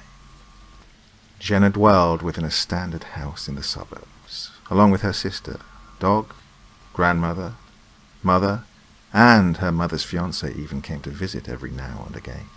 Although she never saw her mother very often, as she only came around to visit every once in a while, which was typically when she wasn't drinking at her fiancé's house. The only reason her mother had gotten engaged for the 4th time was because she wanted financial support. Paul, her mother's fiancé, was a very wealthy man who happened to own a multi-million-dollar company. Paul was a kind and generous man that treated Jenna and Gabby like they were his own, but possessed an extremely wide history of medical problems. The familiar resonance of the front door opening and shutting made the walls rattle, and thumping footsteps soon followed. The footfalls ceased when they reached the spot in which Jenna sat. Jenna's eyes trailed upward to her 14-year-old sister's blank expression. A single backpack strap hung from Gabby's right shoulder, her hazel eyes matching the dullness of her appearance. Jenna stared into the eye that wasn't curtained by her ebony hair, then flashed a toothy grin out of a pure knee-jerk reaction. Gabby's monotone look melted into a scowl, making Jenna frown and slink back from her sibling. Satisfied with the reaction she got, Gabby turned and continued on her way to the bedroom they shared. Jenna couldn't help but feel as though she had done something wrong to her sister. But Gabby had no logical reason behind being so cross with Jenna, except that they each held a separate biological father. Because of this fact, Gabby wouldn't think of Jenna as a real sister, so she certainly wasn't going to treat her like one. Things were seldom in Jenna's favor, but she held on desperately to the remaining happiness she had left, like her soon-to-be stepfather. Jenna's 9th birthday was in 2 days, and she couldn't wait to celebrate it with a party. No persuasion could be made with any of her friends to attend the gathering, but she made the entire household promise to come, so Jenna was content. All she desired was to share her special day with family and toys. Minutes turned to hours of fiddling with dolls, and Jenna still hadn't heard from or seen her mother all day. The warm Friday sunset eventually faded over the horizon, jilting the land to be lit with only a bright, full moon. The time for sleep drew near, and a tired yawn escaped Jenna's mouth as she tiptoed into her bedroom. The room was dimmed with a colourful nightlight, casting thin shadows onto her sister's sleeping form not far away. Taking extra precaution not to awaken Gabby or her grandmother across the hall, she soundlessly slid over to her white dresser and pulled forth some pajamas. Once she slipped into a violet nightgown, she crawled into bed and curled up to her tattered stuffed fox. Gabby's bed and Jenna's bed were parallel to one another, with a white nightstand separating them. Jenna had a large plethora of toys that occupied her bed, but her fox was the overall favorite. Jenna's mother had given her the little fox as a gift for her 6th birthday, and Jenna hadn't parted with it since. It didn't take too much for Jenna to nod off, snoring lightly as crickets sang from outside their bedroom window. The girl tossed and turned in various arrangements during the night, seeking to expel the strange nightmares. Jenna typically had odd dreams, but this occasion was exceptionally brutal and realistic. Vivid images of her mangled and mutilated family members attacked her subconscious. But what bewildered Jenna the most was her mother's fiancé, because he didn't seem to be harmed in any way, but merely sprawled out on the ground, twitching and gasping for reasons unknown. Otherwise, the concept of death had never particularly disturbed her, and it had always come across as interesting. The next morning, Jenna woke with a start, her lurching into a sitting position on the mattress at the sound of a feminine shriek resonating throughout the house. Her erratic breathing came to a halt when she noticed the absence of her elder sister in the room, and only a lumpy comforter resided where Gabby once was. Throwing her blankets to the side, Jenna hesitantly emerged from the bedroom and into the hall. "Gabby, are you there?" she piped up, the words somewhat slurred by her loose tooth. Her small feet patted against the springy carpeting to delve further into the morning's events, finally coming to a standstill when she arrived atop of the stairs. She could perceive a commotion of some sort arising from the dining area downstairs, but deafening sirens that screeched in the distance ultimately convinced her to scramble down the staircase.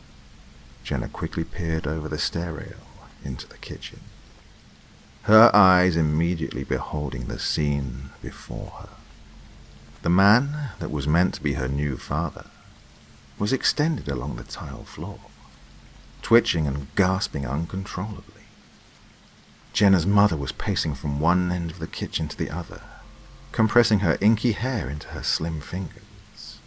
All the while, Gabby was kneeling on the ground, her hands holding Paul's head in a gentle manner. Jenna couldn't seal the tears that flowed from her eyes and cascaded down her puffy red cheeks at the sight. The sirens gave an indication of being closer than before, flashing red lights flooding through the windows at an identical pace. Jenna's grandmother immediately bolted toward the front door from another room and hastily yanked it open, allowing doctors and medical assistants to speed into the house, critical determination etched onto each face. Jenna took note of how Paul had ended all movement by now, his face taking on a greyish hue during the time they lifted his body onto a tall gurney. A young brunette woman that wore black medical scrubs approached Paul's body and removed the stethoscope from around her neck, placing the round end on his chest to inspect his heartbeat. Strangely, things seemed to settle down quite a bit. After much discussion between the grown-ups, Jenna observed in confusion as they drew a white sheet over his head, probably so he wouldn't get cold. None of the doctors or nurses acknowledged Jenna's presence while speaking to her mother in hushed tones, but it didn't take long for all to file back out and head off from the house, toting away the only dad she had left. Jenna's mother trailed after them hurriedly, not bothering to give her daughters so much as a passing glance before slamming the door on her way out. The sirens of the ambulance did not recur. Jenna furrowed her thin brows and set a fearful gaze on her nana, who ordered the two sisters to play upstairs until told otherwise. They reluctantly abided their nana's orders and trudged up the carpeted stairs, unable to fully grasp the situation. The atmosphere felt tense and awkward to Jenna. her little digits fidgeting nervously as Gabby remained silent. Gabby sauntered her way into her room, feeling the uncomfortable eye set on her while plopping herself down on the bed. Jenna followed close by, standing inaudibly beside her sister. "What happened to Mr. Paul? Mummy and Paul are coming back, right?" Jenna inquired sheepishly, her voice faltering some at the end. Gabby arose from her position on the mattress, towering over the little girl as an unnecessary bile simmered within and overthrew her emotions. "Don't you get it? Mum doesn't care what happens to Paul, just as long as she gets ownership of his company," she hissed, striding toward Jenna in an attempt to seem intimidating. "It's all fun and games to you, isn't it? Paul isn't coming back. I doubt he ever cared about you anyway. Any guy who has money can take advantage of Mum. Besides, I don't think he would bother wasting his time on an ignorant, naive little brat like you. Your Mum will never be a mother to me, so don't you think for a second that I will ever call you a sister." And with that statement, Gabby jerked her hands forward and rammed her palms into Jenna's shoulders, knocking the girl clean off her feet. Her arms flew from her sides to catch and hoist her weight on instinct, but the action was proven futile. Jenna's head made harsh contact with the bottom corner of her white bedframe, producing a sharp cry from her. Jenna was well aware that Gabby tended to unleash her anger on others, but she had never attacked anyone physically like that. Jenna could only lie on the floor, stupefied by her sister's endeavor to harm her. Gabby, however, wasn't fazed in the slightest, and stomped out of the room without another word exchanged. Jenna was speechless when more tears proceeded to fall, now accompanied by ones that resembled pain. Small droplets of crimson blossomed where the wood of the frame had lanced Jenna's skull, so the girl shakily stood from the ground to retrieve a paper towel, bitterly muttering, "I never want another dad, ever again." The day dragged on, with no sign of Jenna's mother or stepfather for hours. Jenna and Gabby were served a few snacks here and there, but breakfast and lunch were disregarded. Once again, the grandfather clock chimed in the house, this instance signaling that of 8 o'clock. Jenna felt obligated to steer clear of Gabby, and entertained herself by petting and pampering her toy fox. She couldn't bring herself to rat Gabby out for the act she had committed. Gabby genuinely unnerved Jenna, and Jenna wished greatly for Gabby to like her, so she kept her mouth shut. It was just a little push, as far as Jenna wanted to think. Jenna's head snapped up at the creak of the front door opening, and she was up and rushing down the stairs in an instant. She stood eagerly on the bottom step, poking her head around the end of the railing to view her mother and Nana. They both sat at the kitchen table, chatting emotionally over a glass of wine. Jenna made up her mind to leave them be, and perched herself quietly on the final step. Her head hung low. She only overheard a conversation about financial problems and funeral prices in their discussion, but she eventually caught on to the situation. More tears began to swell in her glossy orbs, to which she quickly wiped away. There was nothing more Jenna yearned to hear, so she sluggishly returned to her room, struggling to keep her bloodshot eyes open along the way. Gabby was already dozing off, as per usual, leaving Jenna to perform her nightly routine in silence. She was pushing herself to the limit in an urge to stay positive. After all, she had a birthday the following day, and she had once promised Paul that she would always keep smiling, no matter the circumstances.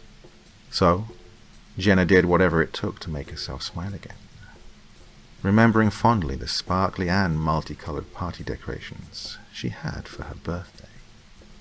And even if Paul wasn't there, the rest of her family had given their word, and Jenna's faith remained with her family on that. Unfortunately, the nightmares tumbled through Jenna's head in her slumber yet again, mirroring those of the night previous. But this time, they didn't trouble Jenna in any form or fashion. The dream seemed strangely comforting, and it was almost as if she didn't have to be alone anymore, omitting that she actually was alone. Something didn't quite feel right, but it made her smile. The next morning, Jenna didn't hesitate to jump straight out of bed, already smiling in anticipation. She took one quick glance over at where her sister would have been, doing a double take. Gabby wasn't where she'd left her, but another vacant bed was left over. Shrugging her shoulders, Jenna skipped to her dresser and ripped open the bottom drawer. After sifting through the contents of the compartment for a while, she pulled out a purple dress for her party. The dress had thin straps at the top, the bottom flowing down to her knees, and a few rows of purple ruffles were aligned vertically on the bottom half. The words "Happy Birthday" were stitched across the chest in big white letters, with a few loose strings fluttering as she moved about. Then, she slid on a pair of flat, charcoal dress shoes, each shoe wearing a little black bow at the tip. Lastly, Jenna brushed the tangles out of her long hair and raced clumsily down the stairs, where she presumed everyone would be waiting. To Jenna's surprise, she was accompanied only by an empty living room. Darting her eyes around in puzzlement, she wandered into the kitchen, supposing her family must be waiting in another room. Again, she found a lifeless area of the house. Jenna began to panic and investigated the space for any sign of their location. While she searched, the girl came across a small note that was taped to the fridge, and curiously plucked it from its place.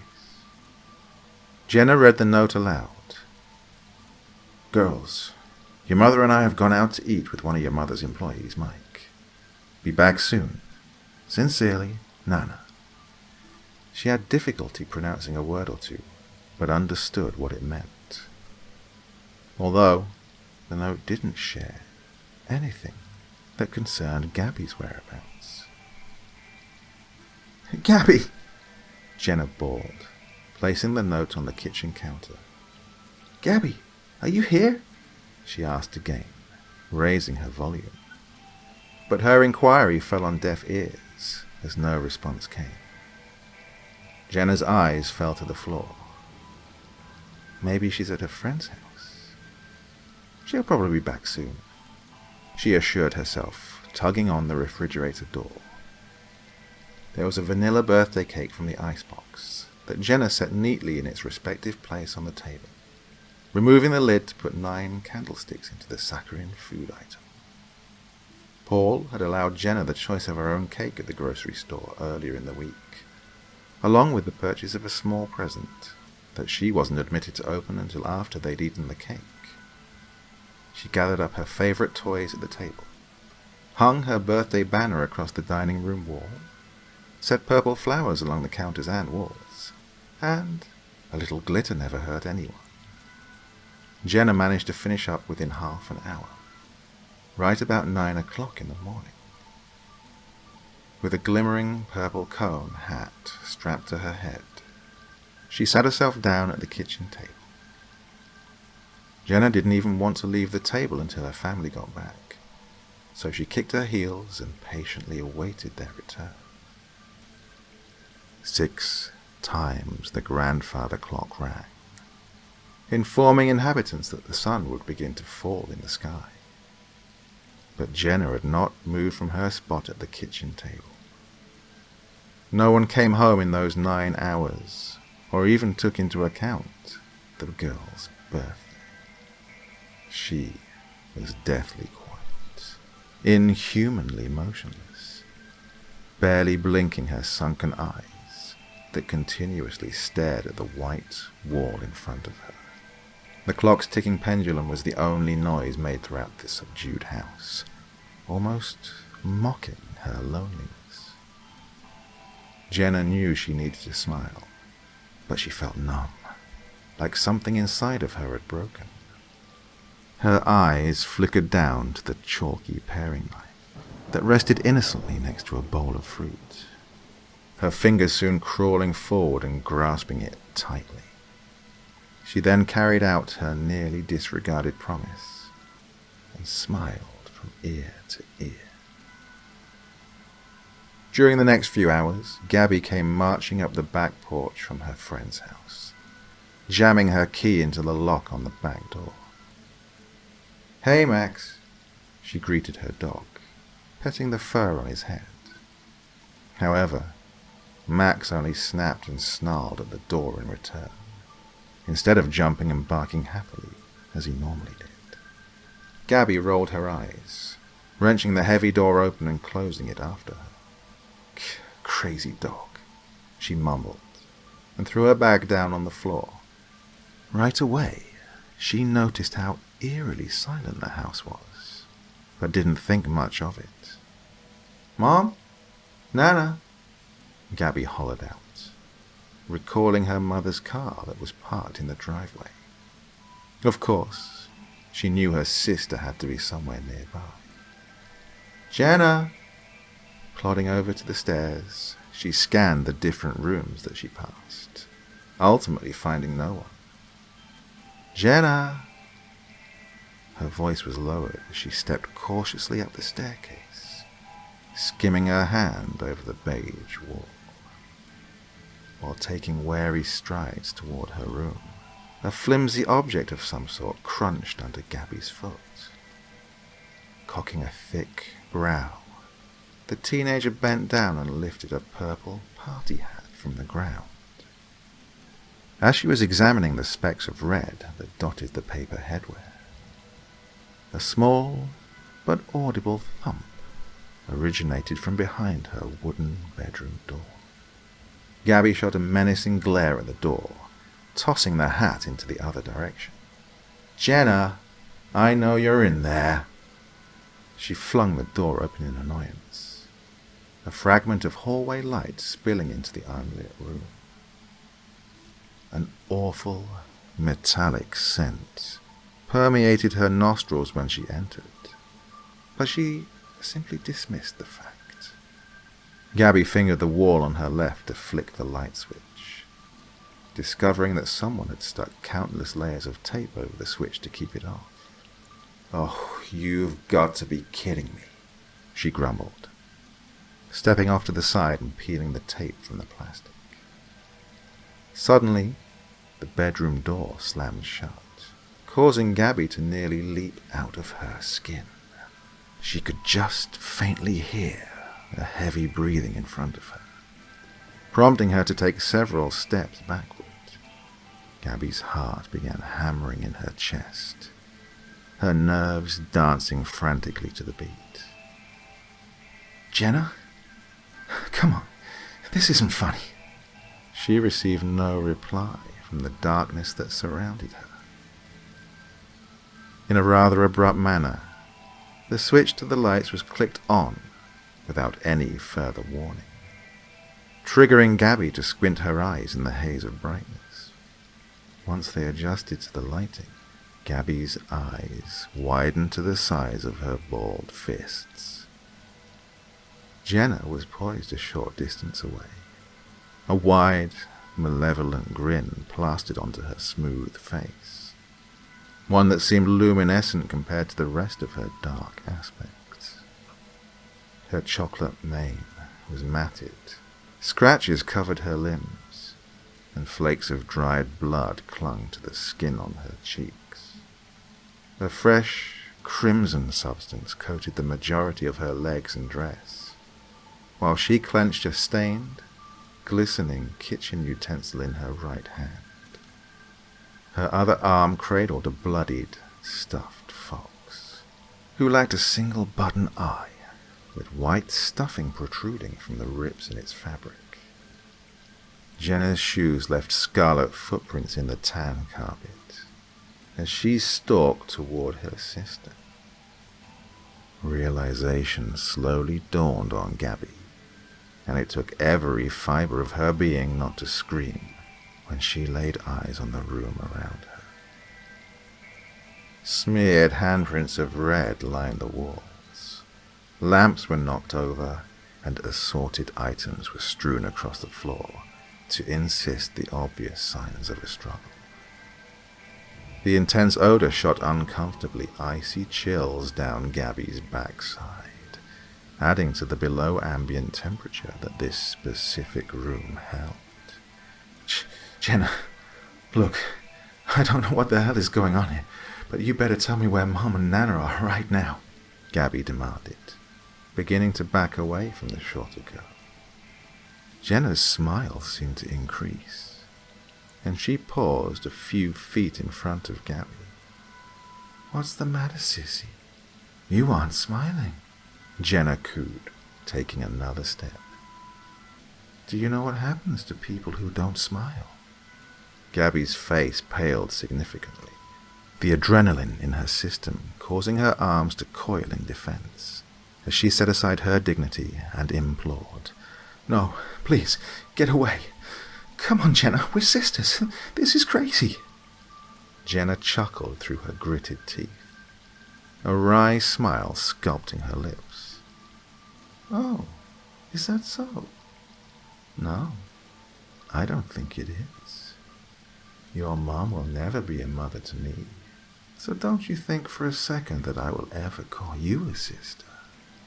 She taunted her older sibling, using the reminiscent command in a sing-song tone. Gabby's feet appeared like they were glued to the floor, a look of unadulterated horror sweeping over her refined features as Jenna continued. You know, you were right, Gabby. It's all just fun and games. Jenna was small when compared to her sister, but she was nimble and accommodated plenty of energy. Gabby's screams emanated throughout the house for the duration of the night, haunting echoes, sounding as though she were pleading for hours, even if she was lifeless within minutes. The magenta candles on Jenna's birthday cake were the only source of light in the house, with each of Jenna's immobile family members and blood-soaked toys gathered around it. Everyone wore radiant party hats, thanks to Jenna, and were thoroughly dressed in red. They all sat at the table in a near-pitch-black kitchen, but Jenna was the only one capable of singing her birthday song. When the time came, she couldn't have undone the bow on Paul's birthday gift quick enough, revealing a sparkly set of ruby earrings, which she swiftly drove through her unpierced earlobes in the excitement of owning her first pair. The pain and the god-awful scent didn't trouble Jenna in the slightest, given that she was finally alongside her family, and her sizable grin suggested that she was the happiest she had ever been.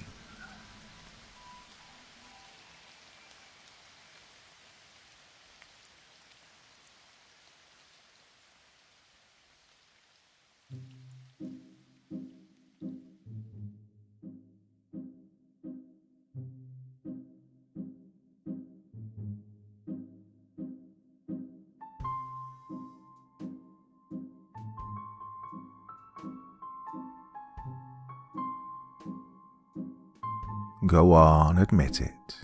You fell asleep listening to that, didn't you? Well, actually, that was the plan. I've been thinking about doing this for quite a long time now, doing the several-hour-long, in the thunderstorm kind of story, so you can just relax and fall asleep to your heart's content. Did it work? Well, I've no idea, really. I mean, you won't be listening to this if you've fallen asleep, will you? Well, anyway, so yeah, that also takes elements of something I was doing before, a couple of years ago, trying to develop a anthology style in which a load of stories that weren't particularly connected could all be taking place in the same universe, Darktown. So there was some things I've done before, which I've cobbled together in this video, and a few new things. So if you managed to listen to the whole thing without falling asleep, I hope it felt like it was in one universe, for the want of a better word. Well, if you like this, I'll probably do it again in the future. Takes a lot of effort, but I know you guys like it. Well, I hope you guys like it, and if you do, it's all worth it as far as I'm concerned. Well, stay safe, everyone. I'm on Patreon, so if you feel like bunging me a couple of dollars, that would be lovely. If not, in these troubled times, then don't worry about it. You should be here to enjoy yourselves, and it shouldn't put you at any financial burden whatsoever. Okay, speech done. You'll take care, everyone. I'll be back again real soon. Till next time, sweet dreams and bye-bye.